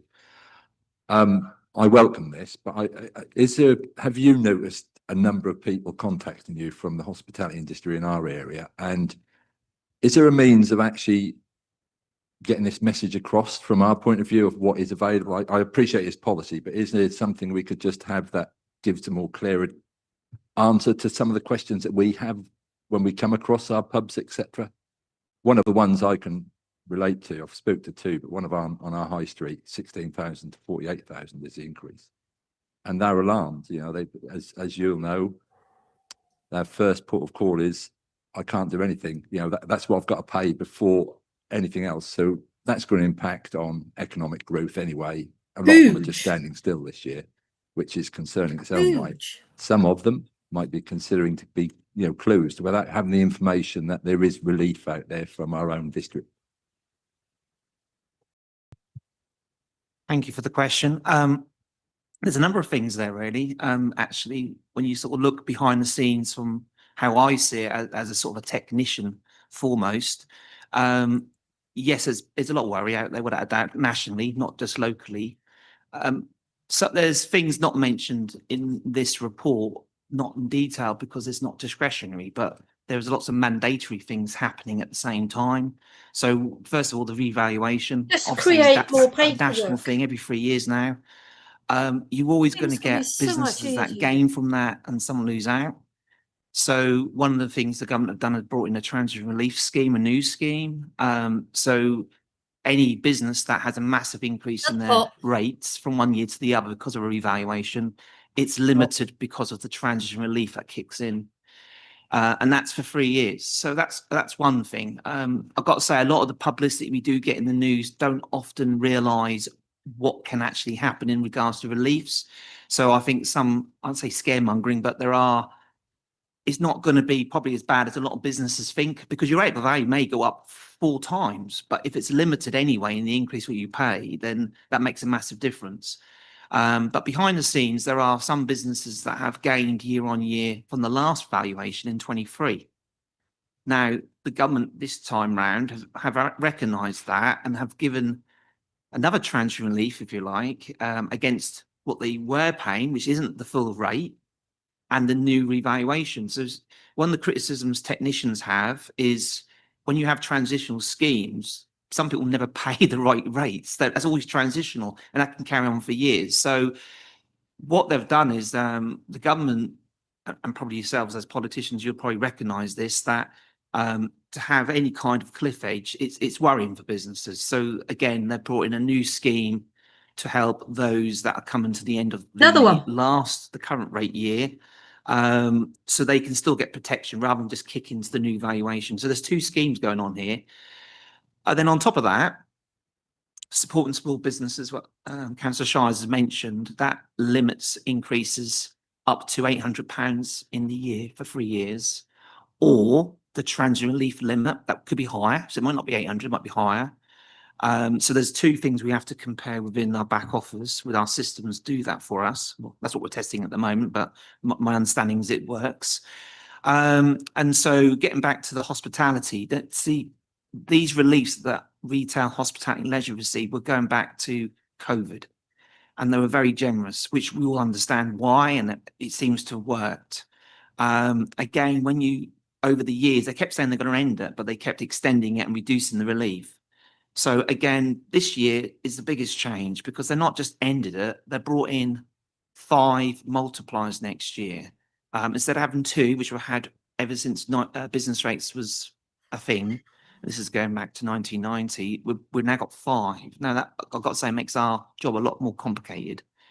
But the reason I've done that is instead of having retail, hospitality, leisure, discount or relief, they get 1 or 2 multipliers which are reduced compared to the standard or the small, which you would have got in the past. And there's a new one called large. So big businesses pay more. So amongst all that, what we are doing as a council, and we have been doing this for months now, actually. As soon as we knew this was happening for sure, we've been contacting businesses to let them know that there's a lower multiplier they can get. They can get all the other reliefs as well, but the first thing they should get is a lower multiplier. There's reasons we want to do that. One is obviously benefits the You know customer. what? I wouldn't want to go without a into doubt a to get the small lower one. business because Also, all as a of this council, we is get more so funding. If the confusing. government recognise the difference between the businesses moving across to this retail lower multiplier, then we'll get new burdens from the government for making these changes, but more importantly, the funding between the two. And that adds up. That's something we've been well aware of since day one, and we've been working really hard, shall I say, to make sure we get the maximised funding. And we don't know what that's going to be yet. The government haven't announced it, but we are doing that work. Another problem we have, although this is a good problem to have, businesses are entitled still to small business rate relief, which is up to 100%. So if you meet the criteria, you get that. Well, when it comes to multipliers, a lot of businesses don't really care because if they say a nil bill at the bottom, they don't really mind if the multiplier change at the top because they're still paying nothing. So our job becomes harder to make sure these businesses are recognising that they actually do fit these groups. So some of it we can do ourselves. In Wales, they decided to use descriptions, what the VOA gave, so they can get a list of their descriptions, put it against their own businesses and do it all automatically. Whereas in this country decided to do it differently. The government said, no, it's not about the VOA descriptions, which have been really easy for us. It's about what the business is using it for. So not only do we not do it automatically, we have to then rely on people telling us what their business is. And only because you go into a pub doesn't mean you're using it as a pub. So there's lots of work behind the scenes to ask customers in the most efficient way we can with less cost to us, as in emails, texts as well. We got their mobiles, so we text them and give them a link to our online form. We have an online form for that kind of information. So we're doing all this digitally as much as we can until we get to those who can't. But there is obviously people, and if you do talk to your business colleagues in your constituents, I'd love you to tell them, only because you get, say, small business rate relief, please tell us you're entitled to the small multiplier if you are. If we miss something, because that means more funding to us ultimately. And I'll be doing that throughout the whole year with the government. They're going to do various updates. And then, so I do feel sorry for the hospitality. I mean, I think they've gained so much in the past that this is like a cliff edge. But they are protected by a number of reliefs. They will still have to pay, and they probably will pay possibly more than they have done. Certainly after the first year, I think there's going to be some struggles. Pub relief, just touch on that because it's slightly different. The government have recognised pubs have gone up a lot more within the retail, hospitality, leisure centre. A lot of that's due to how they value them on the takings and stuff, and the turnover of drink rather than just a building. I think it's time we so stop that's, and I think they've again, the House of Lords. you find if they revalued needs to a be few years stopped ago under now. COVID times, I don't think it's we going to be a should be lot less than funding that. now. So that's why a lot of these have gone up, but they will be protected. And now the pub relief has been announced, and I've got to say, we do get more used to late announcements, getting closer to annual billing. We've been testing annual billing and testing it without pub relief because we didn't know about it for sure, what it was going to look like. We now got some information, not all the guidance. We had time to put it into the rate relief policy, so we're covered. And actually, we are actually starting our live annual billing process on Friday, the 13th. So I hope that goes all right. It's similar timetable to previous years. In fact, I think we're one of the first ones in the country to go that quick. So I've got a lot of neighbours asking me to feedback. Is it okay? Is the system okay? Is it working? So so far so good, but we're still testing, and as I go live on Friday. So, but pubs will get the extra 15% at the end of their other reliefs they get. So so hopefully they will be okay. The one thing you did mention was to do the electronic vehicle forecourts. That is going to be based on the VOA descriptions. Funny enough, the government said that they'll let us know which ones they are. So but please, if we missed any, let me know. If you've got any in your ward areas and I'm not aware of it, let me know, because we will get all that funding back. We give them 100% relief, and we get all that funding back from government. So we're all about the money on this table at the moment, aren't we? So I hope that answers your question. A bit of a long answer, but I've sort of okay. Mr. Hankins? What's the definition of a small business in your situation? A small business. Trying to press the right button here. A small business is it can vary. For me, it's up to the small business criteria. In fact, I got the figure here, but it's about I think it's 12,000 odd rateable value. Maybe it goes. Well, yeah, then it goes higher than that when it's sort of you get 100% relief, and then for a higher than that you can get it's tapered. So it's not based on output or value or any of those considerations. It's based on value. Basically, a business is valued generally. This is for all businesses based on what the hypothetical rent could be made for that business. So the valuation office in not Norwich, well, I say Norwich, that's our local one. They basically assess every business, every non-domestic business, because there is, as you know, residential properties, and sometimes some of them cross over. So they will basically stand back and have a valuation for each type of property based on the size, the location, all these things. But it comes down to rent. What could they think it could be rented for? But only because how much you may be a money can landlord they and make rent it off for it? zero because you don't want to pay the business rate. Doesn't mean it's zero on here because it's hypothetical. It's what the market they think is worth So at that it's the time. market rentable value. Yeah, and that's more of a valuation office thing rather than us. We have to accept their valuation. And so the valuation for the 2026 revaluation we got, that was done 2 years ago. So as they call it antecedent date. That was basically the VOA have been working since 1st of April 24 on the figures, and that's the date. Unlike, as you probably know, council tax hasn't had a revaluation since it's come in. So they still value them based on 1991 figures, council tax on properties. So it's the same principle. So for an online business that uses the property purely to administer their online business, it would still be the same rentable value of that property. Yeah, I mean, online is a tricky one because so what the valuation office do, if you use your home as a business, if you've got a designated area like a room which is solely used for business purposes, then they will assess it for business rates. This will have council tax for the rest of it, but it will. So if you had an outside garage and used it, but they will make the decision whether it is or isn't. So those who have certain businesses at home which aren't really what you call, there might be people come to the house and they sell things. If the room is pretty much a domestic room anyway, well, it's not going to be changed. So you know, we don't come across that so much now. We used to come across a lot of cases where people report on people saying my neighbour's got someone, you know, got a business in their back garden or whatever. But I've got to say, I don't come across it so often. I'll probably go back to my team and say we get loads, but you know, I'm not aware of those cases. Some of them are quite valuable, aren't they? They can be. I mean, we have a designated officer. You probably come across him for empty properties. Devon, he works. Part of his job is actually on empty properties. The other half of his job is on business rate growth. So one of the things we're doing is trying to find more businesses within the area where we may have missed it for some reason. And I've got to say, you know, we often get information from new councillors, which is really helpful. Sometimes a property that has been built for years, you think, oh, it's got to be banded or business, and unfortunately for various reasons it hasn't been. So we do quite a lot of work on that because that, again, growth for the council is more financial reward as well. So making your money. 2 different parts of the job. Like everybody and else. sometimes as long I as said the those councillors properties make can their be money.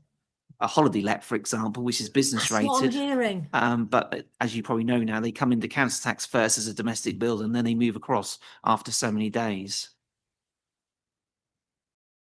So will all that wonderful information that you have, is that all accessible on the website, NNDC website, rather than encouraging people to write to you with their problems, which is so Yes, would that it be the most is. efficient And thing for people to do, is to just go to the business rates section and everything will be explained there. yes, it's all on there, and we Brilliant.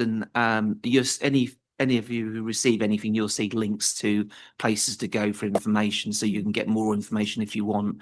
The annual billing stuff, because we haven't gone live with that yet, that's in the process of being updated. That's not there yet. But the reliefs and stuff that they're on there. So it's as I said, we're trying to keep ahead of the curve. Absolutely, that's very helpful. I think the most exciting part, Sean is very, very good at making this really exciting. Obviously, like you are, and it's really, really, captivating Exciting. when we talk about it. Is I've had issues where I've had organisations or businesses in my ward and my previous ward where they've come forward with questions and challenges and unsurety, and the team are fantastic because they all have a wealth of knowledge. In the same way, I've known people who understand how it works completely and will do everything that they can do to operate in the grey area where it becomes challenging for the team to make sure they're paying the correct business rates. So if you do have somebody in your ward that is unsure, please get them to contact the business rates team. There's an email address in the paper to get more information, because the one thing that we don't want is people who have a large bill that they struggle to pay and they disengage with the council. Yep. Because that is then more costly to them when we could help. In the same way, we are open to helping people as much as we possibly can do, and we'd rather be known for that part of us supporting businesses than people running away and being unsure. But Councillor Toy's raised his hand with his economic market town market. Well, yeah, Streets matter.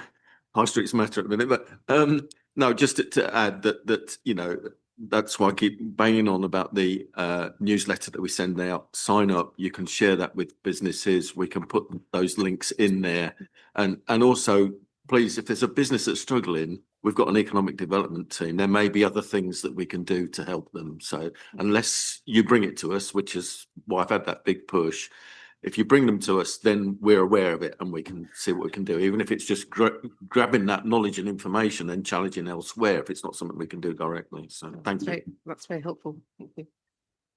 Any other questions? Am I misinterpreting this? If you look at the page 1, 2, 3 with the recommendations, it implies that everything ends on the 31st of March 26. Is that correct? Am I reading it wrong? So if you look at the reasons for recommendation, this new policy, etc., up to 31/3/26. No, actually, sorry, yeah. Microphone.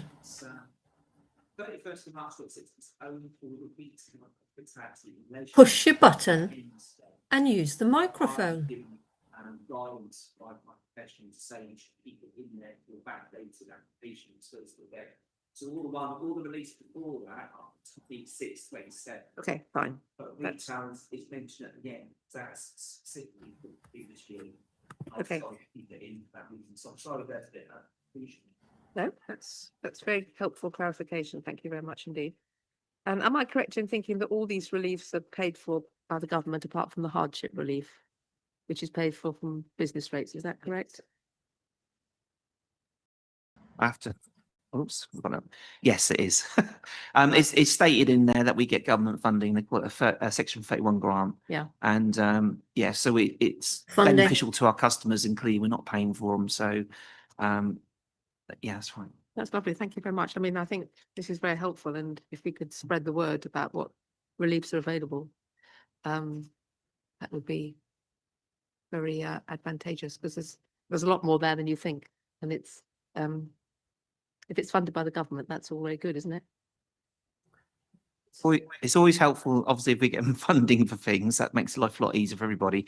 And then I just want to echo what's been said already, that any customer who contacts us, we will always, no matter if it's council tax or business rates, to be honest, we always start with the premise that, are you missing something as in help? If there's any kind of relief, benefit, anything like that, we will always be trying to encourage them to do that. And I know wider teams around us also, with particularly council tax, will look at other incomes they could gain, which will also go towards paying things. So I think that's always the premise we start with. So if you've got any queries in your ward areas, then please, ask them to contact our council and we'll happily go through it. Brilliant. And are members happy with the questions that you had about the electrical vehicle charging points that you raised in the pre-meet? Yep.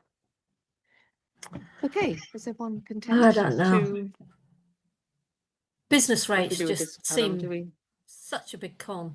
wholeheartedly approve But it? if I'd you have want thought. help, you can get. Yeah, a there's some whole- recommendations there, Chair. Yep. So yeah, absolutely need to vote on those Like, if we can. somebody So having two we, jobs and still having to access a bloody food bank. I Recommendations mean, Everyone agreed with the come on. recommendations that are cited here. Yep. Okay, lovely. You got a proposer? Thank you very much indeed. We've got a seconder. And all in favour? And many thanks, Sean, for coming, and many thanks for all the work you do. Thank Who's you very Adam? much indeed. Come And on. thanks for the finance team for coming along. Let's meet Adam. Thank you very much indeed. Right, that is Okay, my so mother. The next yet item again. 16 is the I'm just going to pause that. Let's look for some music. Again, I'm not quite sure what to go for.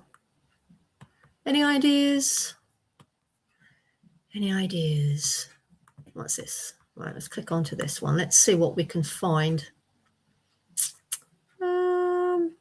Not one is jumping out me at all.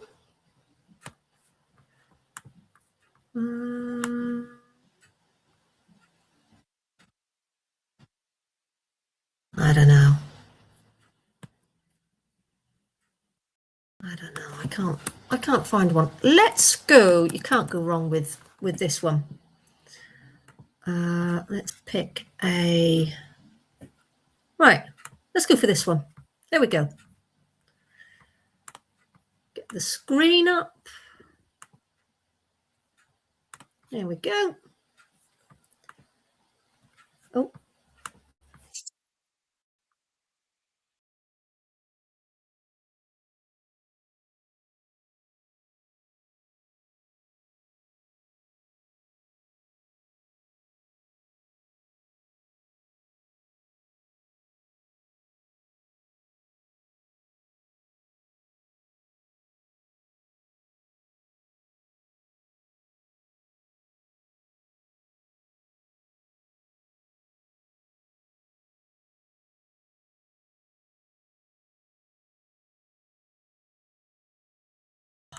And I've just realised that I was muted that entire time. But yeah, we are back with the North Norfolk District Council meeting with an Adam on Zoom meeting who we've not actually met as yet. You tell me. So there we go. Let's see if we come across him. How long have we got? We are at so we've got 24 minutes left of this meeting, and no wiser of a guy called Adam. Let's see. Cabinet work programme. Does anyone have any comments about that? Oh, they're gone. I'll take that as a no comments. Is that correct? Okay. I've sat down there in the background. Review and scrutiny. Come on, where's Adam? Program. Okay, Adam. I think this is your Yep, Adam. absolutely. Yeah, section. yeah, absolutely. So I've had a few updates since only in a couple of weeks really since I last obviously updated you, and since I've sort of done the pack as well. Where's Adam? One of the things obviously we were mentioning before, it'd be good if we could have a scoping session. We've got quite a lot on there items that we might want to sort of focus in on a little bit and what meets our sort of criteria. So I've had a chat with my manager, of course, Emma, and obviously the chair as well. And looking back, we do have traditionally, with April being guessing quite he's a on quiet Zoom month and after we're all the not going to financial see him. items have sort of gone away and the secular items, then obviously we've generally used April as a good month for a scoping session. So rather than, if you're perhaps in agreement with that, rather than putting in another meeting and just ideally on scoping, we could do our April items, our substantive items, and then go into private session in April. And then we can look for the year ahead to sort of look at our criteria, what ONS need to probably focus in, and then we can map out where we hopefully will be and what we're going to look at in what month and have a target. I say that we all agree on. There is a bit of a follow-up on that. I have spoken to Housing. Housing have had a few changes with the assistant director recently leaving, so they're sort of currently sort of employing into that role. So Housing have asked me, I did check, they've asked, we were due to see the housing strategy in April. They have asked if that could be put back to the summer for understandable reasons. So we're looking at probably June or July. So again, that probably helps us. April, again, we could then probably focus quite nicely on the scoping session, but again, we might then want to obviously think if we can feed anything in the meantime. Funnily enough, on the back of me trying to get some information from the ambulance service on mobile connectivity, my contact there has also now come back and sort of said that they would like us, if we've got any possibilities of looking at encouraging recruiting of emergency first responders and getting our communities to all be sort of CPR trained as well. And that ties in with, I think it was the chair's also was looking at her recommendation to go on to the work programme of ambulance response time. So if we did want to look at something just as a one-off, we've done quite a lot with Anglian and Water, again, maybe that is something we could help the ambulance service with, that they want to promote within the North Norfolk area. They feel obviously we're quite a rural area. Obviously response times is perhaps an issue, but also, of course, getting the local communities to help themselves a little bit with those sort of first responders and CPR training. So again, might want to have a think about that. We can maybe just scope something up as purely as a one-off session. And also, I'm speaking to Officer Denny, and we might feel obviously once the decision is known in March with LGR respects, we might want to feed in more of a monthly update of where we are standing in terms of that LGR process. So again, we might want to feed that into the work programme going forward as well, just as an update as we go along. But I don't know how you obviously all feel about that. Councillor Gray? It's really good if we actually use scoping session maybe to figure out exactly how we're identifying what we're putting on this programme. Anglian Water keeps coming back. We keep going nowhere. It's great to have them turn up. It's great to have them, as tell us exactly the same thing that they tell us every single time. I think we could use our time better. I think our time is more valuable. I think our residents deserve better than that. So I would push for the scoping session to maybe set out how we're going to identify the items we really want to chase, where we add value, instead of just sit here and listen to the same thing. Yeah, I've got some as well, Councillor Gray, absolutely. Found some criteria with Emma as well that we can sort of match, so we obviously more clearly meeting that criteria that we were set out. So I can do a sort of a ready for April, set that out for everybody, and obviously then we can go through everything and anything new as well that you want to bring and suggest for the year ahead. And obviously make sure that it does meet that criteria that we are going to gain and add some value to whatever it is that we are looking to focus in on. So absolutely. That's really good to hear that. I look forward to taking part in that process. The only thing about, I think a scoping session in April's excellent. The only thing is that does that give us enough lead time to bring somebody in say May, when it's looking a bit thin. I don't know what people feel. I mean, I feel we should have a up and ready project to plop in, and I think we should do the scoping and think carefully what it is we're trying to achieve. But do you think that gives us enough time? I think we probably have the deprivation indices, which we know needs a little bit of a look at, and it will take some time. That's not a quick burn, so we could use that and try and identify someone who may be able to come and speak from public health in some way. That might fill that gap for us nicely while we continue our identifying what we want as a direction. Yeah, I mean, I think you make a good point about Anglian Water. There are lots of other utilities that we haven't spoken to who are concerning us, like power, for example. We could well spread our wings a little bit. That's a very good point. Councillor Hankins. I think the whole question of mobile connectivity has really struck a chord with residents that are in hotspot areas. And I honestly think it's being brought to the surface now. We've got local papers blaming the planning authority for not allowing maths and so on and so forth. So whether they're right or wrong, I think what has happened is this has really risen in the list of priorities. And come on, it's been a long time coming though, hasn't it? It is. The residents I speak to are really pleased, A, that the council have taken it up, B, I know it's going to take an awful long while, but that we're getting some action, right? And I think that's very important. I think that's really important to stay with that. Okay. And hold their feet to the fire. And we haven't done that to date. Extreme, it's got some ways to go, I think, hasn't it? Yeah. Councillor Gray. I think I'd echo the fire. Councillor Hankins' comments there that it was a really productive session.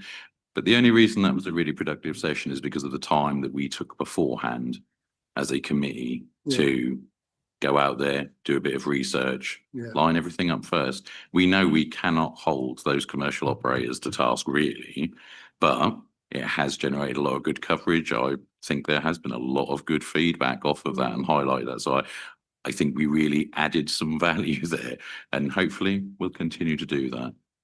Do you think there's a place for the other MNOs to come and make a presentation? Because I felt to me like we were only just scraping the bottom. I mean, the opposite of scraping the bottom of the barrel, you know. Scraping the top.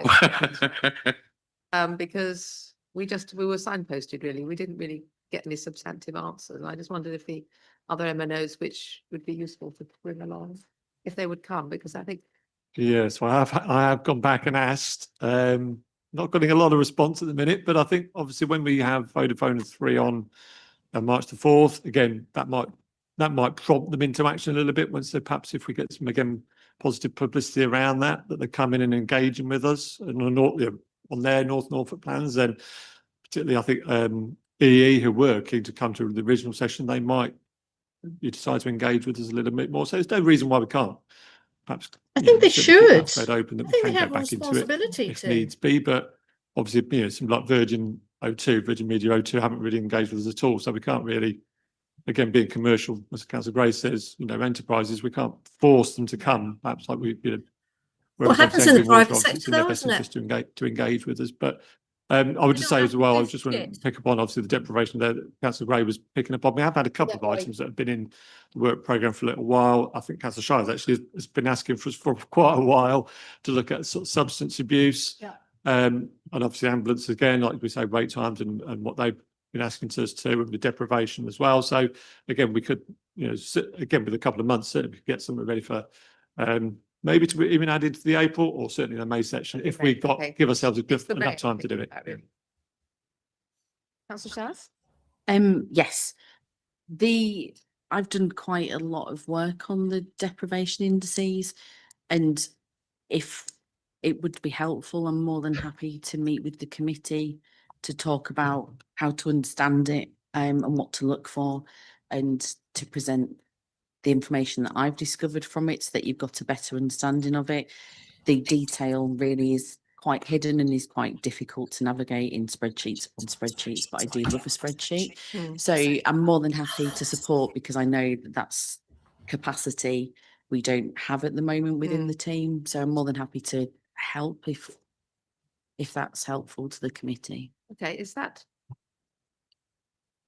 a suggestion to put deprivation into April? It would be an opener. I've seen some of the work actually that Lucy's been doing that would I think it might help to fill that a little bit more. Okay. So would that be a closed session?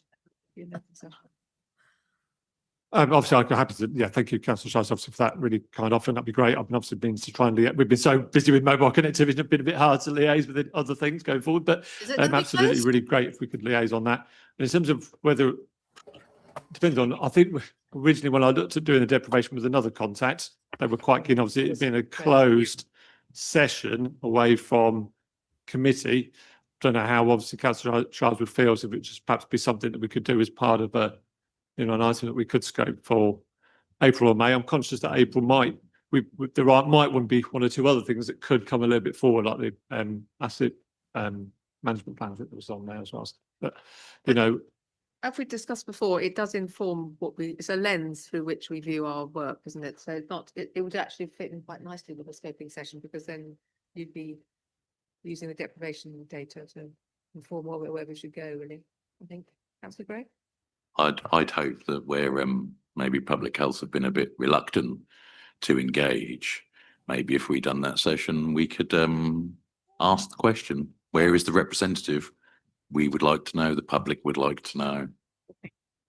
Okay, good point. Councillor Rouse. I'd really would like to see a representative from, you know, public health, considering, especially on the issue of deprivation. It's something I know about in my ward quite distinctly, because we have child poverty rate of closing in on almost 30% now, and we have generally a rise in antisocial behaviour. So I would like to see put some questions to a representative would be really great, I think.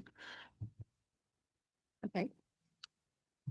yeah, absolutely. If Councillor Shice is happy, I can sort of liaise with her and we can maybe do that session, because I think we were saying at the time, deprivation does lead into a lot of those other things that we have got on the work programme currently.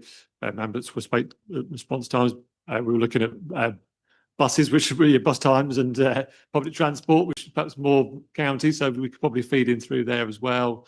And obviously, again, substance abuse, dentist access to sort of GP services and things like that. Obviously, that deprivation data might really help us as we go into that scoping session. You know, really focusing on something that we do want Doctor to surgeries throughout the year. Okay. Not having any more bill.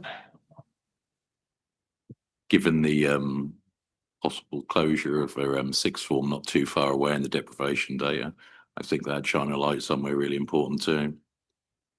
Okay, so that's the plan then, is it, for everyone agrees? Do we have to agree it formally, or just, is this your work programme? Yeah, as long as we don't really have to vote for it, I don't think, but as long as everybody's happy and content that we maybe try and feed that in, we could look to do it for April or May. Yeah. Okay, so and March is sort of fairly prescribed, isn't it? Yeah, I think March, I'm conscious obviously about it, well, apart from it's obviously not too far away. We've got a little bit on. We've only got a couple of items actually in March, but I'm conscious we've also got Vodafone and 3 coming in as well that we could, you know, maybe follow up on with that. So in March. Councillor Hankins. Thank you, Chair. The Elizabeth, I think it's Sarah Taylor, the Police and Crime Commissioner for Norfolk, recently wrote to members on the subject of domestic violence, obviously looking for funding.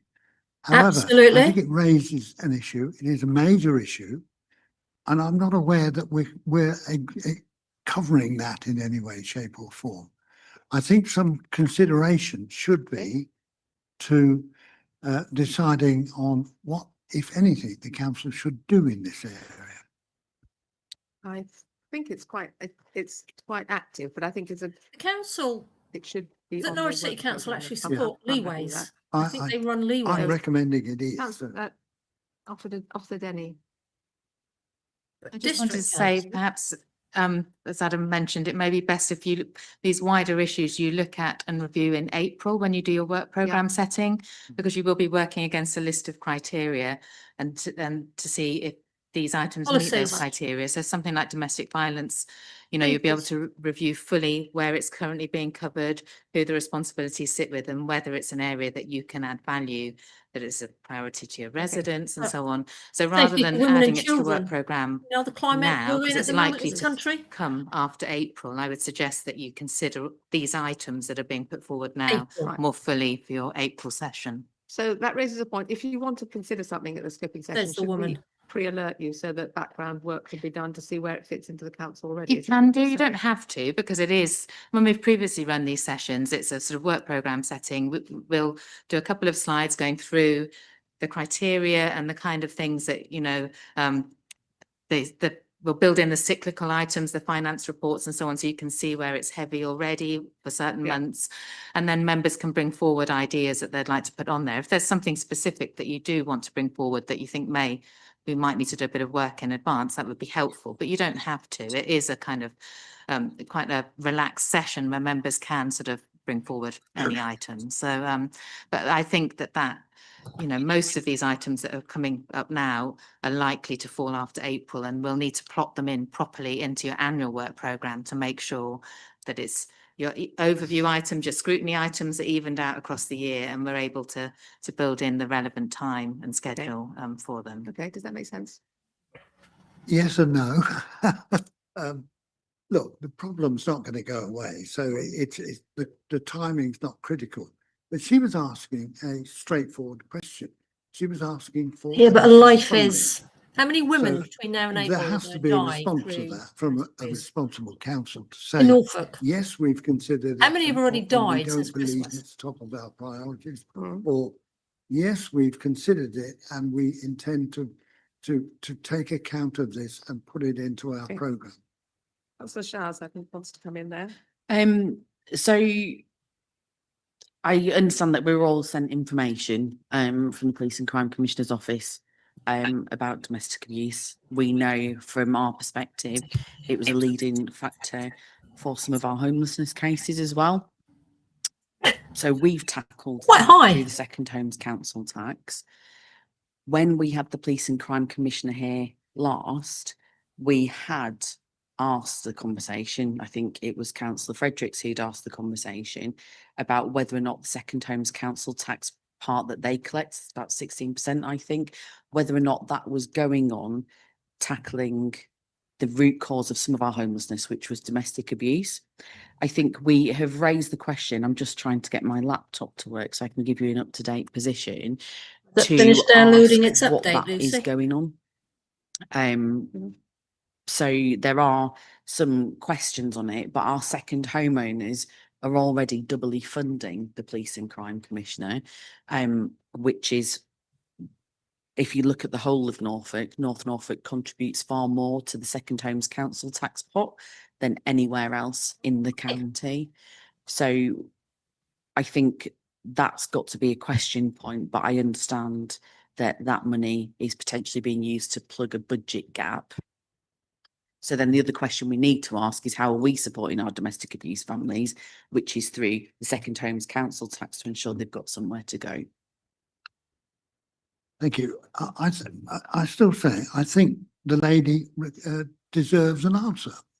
Okay, so is that a scrutiny issue? I think it's more of a TLT issue, isn't it? Or a cabinet issue? I don't know. I'm asking our experts. Domestic abuse is very I important. would have It said should that be it's probably high not something the priority. scrutiny I mean, I think should be- domestic violence and how we approach it is a scrutiny is Yes, a scrutiny issue or an overview issue. But I think Yeah. this particular item is more of a sort of cabinet or CLT. Yeah, issue. so I think that there's two issues here. The wider aspect of domestic violence and, you know, how it impacts on residents and possibly looking at wider funding and so on is Families. scrutiny How it issue. impacts on The specific families, request from the residents. Police and Crime Commissioner for funding is not something that sits with scrutiny to consider. It would go through to Cabinet for them to decide whether that's something that they want to respond to, and then they, you know, send a recommendation through potentially to full council to alter the budget. I see Councillor Shires has got her hand up. I know that Cabinet are aware of this request, so I'll hand over to her. thank you, for- Councillor Shires. Yeah, so our member on the Police and Crime panel is Councillor Butikofer. So that's where the scrutiny is happening of the budgets. We're supporting domestic abuse through ensuring that those that are fleeing abuse have got a home to go to. That's the work that we're doing. The county council's work is they support the hostels. The work that the police do is they're supposed to support the families that are going through this. So we are doing our bit. The county council is doing their bit. We are putting significant amounts of money into temporary accommodation to ensure people have got a safe place to flee. So from my understanding. Do you know what? I cannot knock. I mean, Norwich City Council were fabulous with domestic abuse. In my case, as soon as they saw the bruises, everybody was running around the office, and I had a hostel that night. Actually, it was a B&B. It was an emergency B&B that night in Magdalen Street, of all places. And that was on a Friday night, and by a Monday, I was moving into a hostel. So they do work incredibly hard. I'm not going to knock them at all. Anyone that has worked within that arena, you can't knock them. But finding emergency accommodation is absolutely critical. But you've got to remember, you've got to back up with the support of the police to make sure that they're safe, whether it be male or female with children. Because domestic violence happens in all different relationships. So come on, Lucy, let's listen to you. My computer isn't playing ball with me today. We are aware of it as a cabinet. We've liaised with Councillor Butikofer, who's the member on the police and crime panel. Both the 151 officer sat behind me and the chief executive are also aware of it too. Are you content with that, Councillor Hankins? Right. On behalf of the Cabinet, Councillor Shaz, who's responding? Who's responding to the request? Yep. I would believe it would probably come from the leader of the council, but I will double check that. Okay. We have already looked for getting information. We did get an FAQ back from the Police and Crime Commissioner's office about where their spending is going. But unfortunately, the leader of the council isn't with us today to answer any further questions. The FAQ, when did that come back to us? The 3rd of February. Okay, could I request that's noted? Thank you.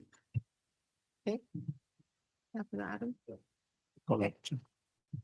Thank you. Councillor Rouse. I just wanted to reiterate the point of Councillor Hankins. As far as I'm aware, I think it was 6 other councils provide some monetary funding for the domestic abuse, whereas we sort of work more in partnership. But I didn't know if it was within the council budget to maybe provide some form of monetary contribution to it. If you can convince the government to stop LGR, then we'll have £750,000 more to spend on things that we would like to spend money on, which isn't our statutory duty. Okay, do we need to take that question forward, Adam? Of us funding it or not? Or can we assume it's being dealt with by Cabinet? It's not really for us, is it? I've noted it, Chair, so I don't think we necessarily need to sort of do any kind of formal recommendation or sort of note to feedback. No, I think we're fine. Okay, Chair, fine. just to Right. note it. Any other suggestions for the work programme or for the scoping? Okay, so back to my question. If you had any suggestions for the scoping session, should we pass them on to you in plenty of time for you to do some background work? Would that be helpful? It would be helpful if members have specific topics that they're very keen to get on the work programme. Obviously, if we're able to do some prep work in advance, that would be helpful. Okay. But we're also open to suggestions arising at the On the day. meeting. Okay, so everyone's clear about that. Councillor Gray. I just want to reiterate, I think if you're going to bring something forward as an idea, the very least a member could do is bother to have a quick look. You know, Google exists, has for a long time, probably answer a lot of questions for you immediately, doesn't hurt.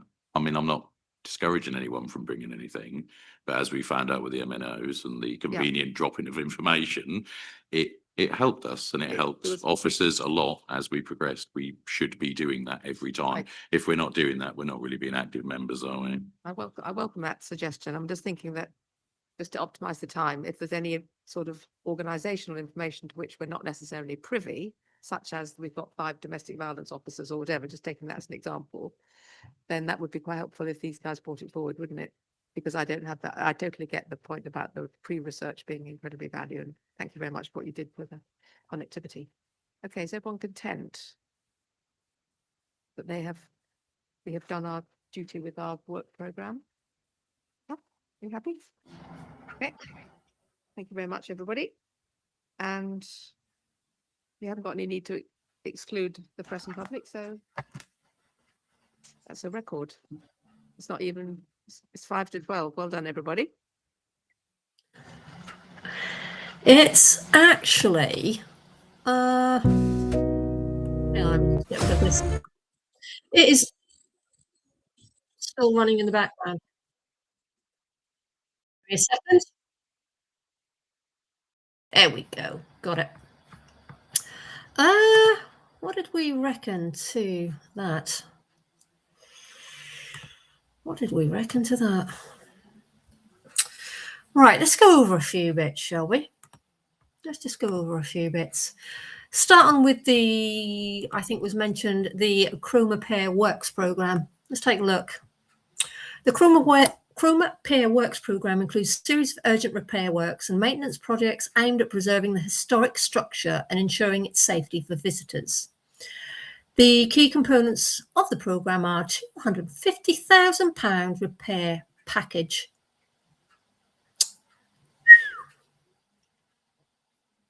The package aims to minimise disruption and ensure the pair remains safe for future visitors. Annual and 5-year survey, regular structure surveys are conducted to identify and address potential issues. Coastal protection works, what's this about? Additional works include the construction of a new rock armour revetment west of Chroma Pier and concrete apron works, which are part of the Chroma Phase 2 scheme. These efforts are aimed at enhancing the pier's resilience against coastal erosion and storm impacts. These projects are part of a broader effort to protect Chroma Pier and the surrounding areas, ensuring they remain as a cherished part of North Norfolk heritage and a vital attraction for the local community. The last time I was at Chroma Pier, I was seeing Sarah Macmillan, which was quite good because they do shows. Let's just click over to the history of the pier. Chroma Pier has a rich history that dates back to 1391, with the pier or jetty being a vital part of the town's infrastructure. The pier has undergone several significant changes over the years, including the construction of a 210-foot jetty in 1822, which was later replaced by a 240-foot structure. The last wooden jetty was dismantled in 1890 after being damaged by heavy seas.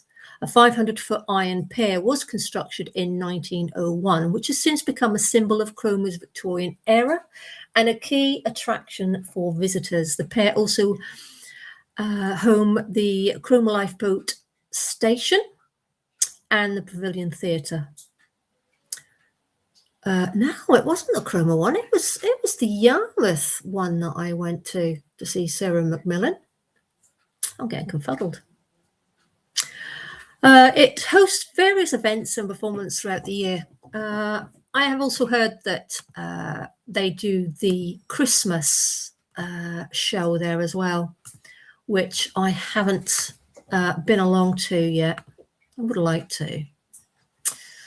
Right, moving on. The next one was the Chroma Church wall works, wasn't it? It's all a listed building, the boundary wall from 1066 to 1539. And the church, is the church really 1066? It's a lot older than what I thought, really. I can't really find much information about the church wall. I have tried to have a look, but by all means, give it a Google. See if you can find it out, but I certainly can't. Moving on. The next thing was the coastwise. This was talked about in the meeting. Do we have that on screen? Yes, we do have that on screen. Excuse me a second. Just trying to find out what is going on with the screen. But we are on, so that's good. Let me just get rid of this page. It's not letting me do it. Right, so preparing for coast erosion in North Norfolk. This was what was discussed. Coastwise is a project of North Norfolk aimed at helping preparing communities between Weybourne and Haysborough, where the coast is experiencing erosion. The coastwide team works with communities, businesses, infrastructure owners, policymakers, and a whole host of people with an interest in the future of North Norfolk's eroding coastline. Together, we are exploring how coastal places can plan and deliver practical projects to prepare for coastal change. Is that it? People are losing their homes. And this is preparing them for it. Use this interactive map to explore the practical work that Coastline is doing in coastal communities. Select the project on the left-hand side or the orange map markers to learn about each project. Do you know, we are just going to pop over to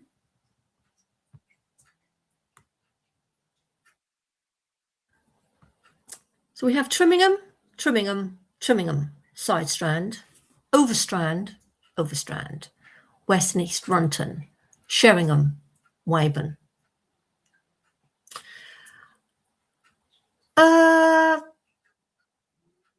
Where's Haysborough?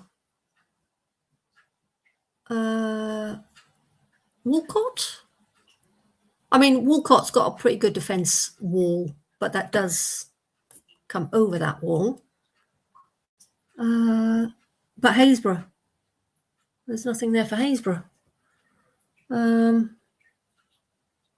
Interestingly. So that is it.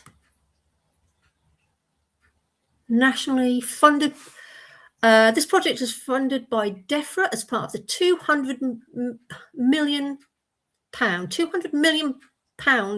flood and coastal innovation programs, which is managed by the Environment Agency. The programs will drive innovation in flood and coastal resilience and adaptation to changing climate. Wowzers. Where are we there? That picture there looks like Trimmingham.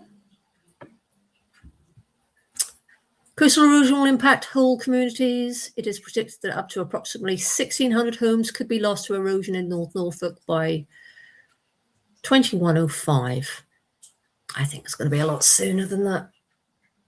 I really do. Also at risk of businesses such as holiday parks, roads, footpaths, utilities, including sewage, water, power, access to beaches, visitor infrastructure, churches, graveyards, and much more. The consequences of coastal erosion for some places are and will be profound. Planning is required to become better prepared and more resilient to coastal change. The team. A range of skills and backgrounds, including community engagement, pace making, communication, law, research, project management, funding and finance, coastal management, and policy. There they are.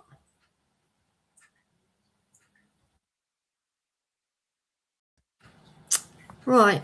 What I will do is I will pop this into the chat just there, so you are more than welcome to take a look. have a gander, have a look round, and see what they're doing. And Hemsby's not even mentioned. Wowzers. Right, moving on. The other one was about business rates, wasn't it? They spoke about business rates. And this is the link. I will also put the link in here, like so, for anybody that is playing this back, either now or on replay. There is the link in chat. Business rates. I clicked on show all tasks, and this is what comes up a lot to do. So on top of trying to keep your business running with staff, the usual run to run with businesses, you've got this on top as well, which is nuts. Is nuts. I would not want to be a business owner. I really wouldn't. But yeah, this is where you go. This is where you can find help. You go on to, the business rate side. You can search for it. It will come up. You click on show all tasks, and there is pretty much what you are meant to find if you need help. There's a discretionary relief, the discretionary reduction that they spoke about. So yeah, to all you businesses owner out there, I really do wish you all the best, because it's nuts. Right, the other thing, they spoke about the crime commissioner. I will be emailing her shortly, basically to ask for a copy of the report that was sent out. I don't think there's anything wrong in asking. The next thing, moving on, is leeways, domestic abuse. This is the helpline. If you need it, obviously dial 999. If you are a relative, you do have a thing called Clare's Law that you can actually, let me find it for you.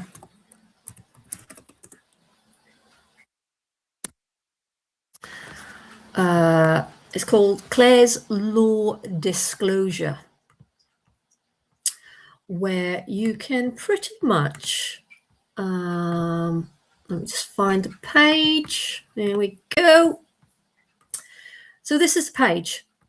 Where are we? I have shown this before, and I will show it again. I will also copy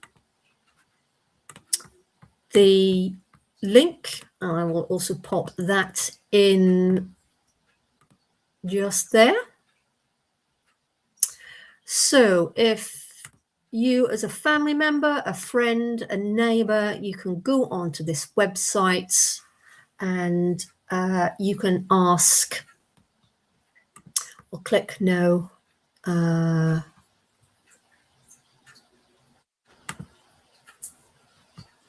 Okay, so you go onto that, you put in postcode. I'm not sure if that's your postcode or the address that you're concerned about. You can also click onto that domestic abuse report. So you do have that as backup to get help. The other thing that we're going to go on to is leeways, where we were before. By all means, click over. You can go to donate with just giving. There is also 1 or 2 shops in and around Norwich where you can donate furniture, clothing, bedding, kitchenware, all that. So when people do actually move and they need to start a home from scratch in an emergency, any donations are welcome to support families and children that are running.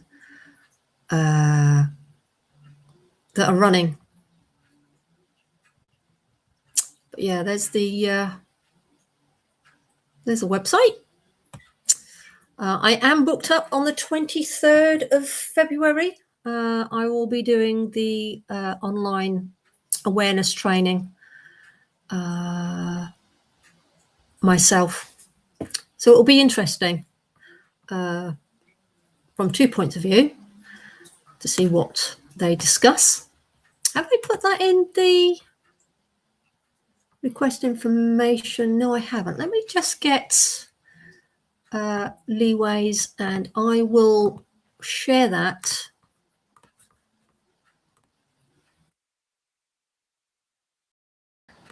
in there. There you go. So there's that link as well. I think that's pretty much it when it comes to the information that I've been able to gather from that meeting.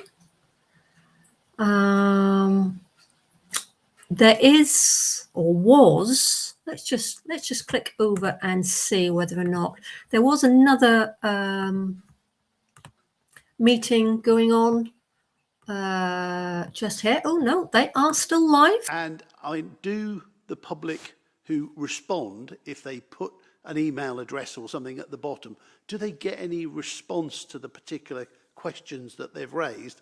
Because some of them do. This is Strategic and Corporate Select Committee meeting. I know it's their take on things, There's but actually Brian. sometimes it would be better that people had a bit of help or advice. And if they really are in the position that they're struggling to pay their bill now and it's going to be harder going forward, guidance towards where there are, where the districts obviously have schemes that help certain groups of people, low incomes, over 65s and so on. Because seems like they're talking about the same thing, really, aren't they? Actually, the public need to understand better more of what we do, how we do it, and what help there is available to them. So that was basically, if you include the email, does that happen? The other thing I would say about the consultation response, I really don't get why there are questions asked in any of these responses of things about. Let's find out when this.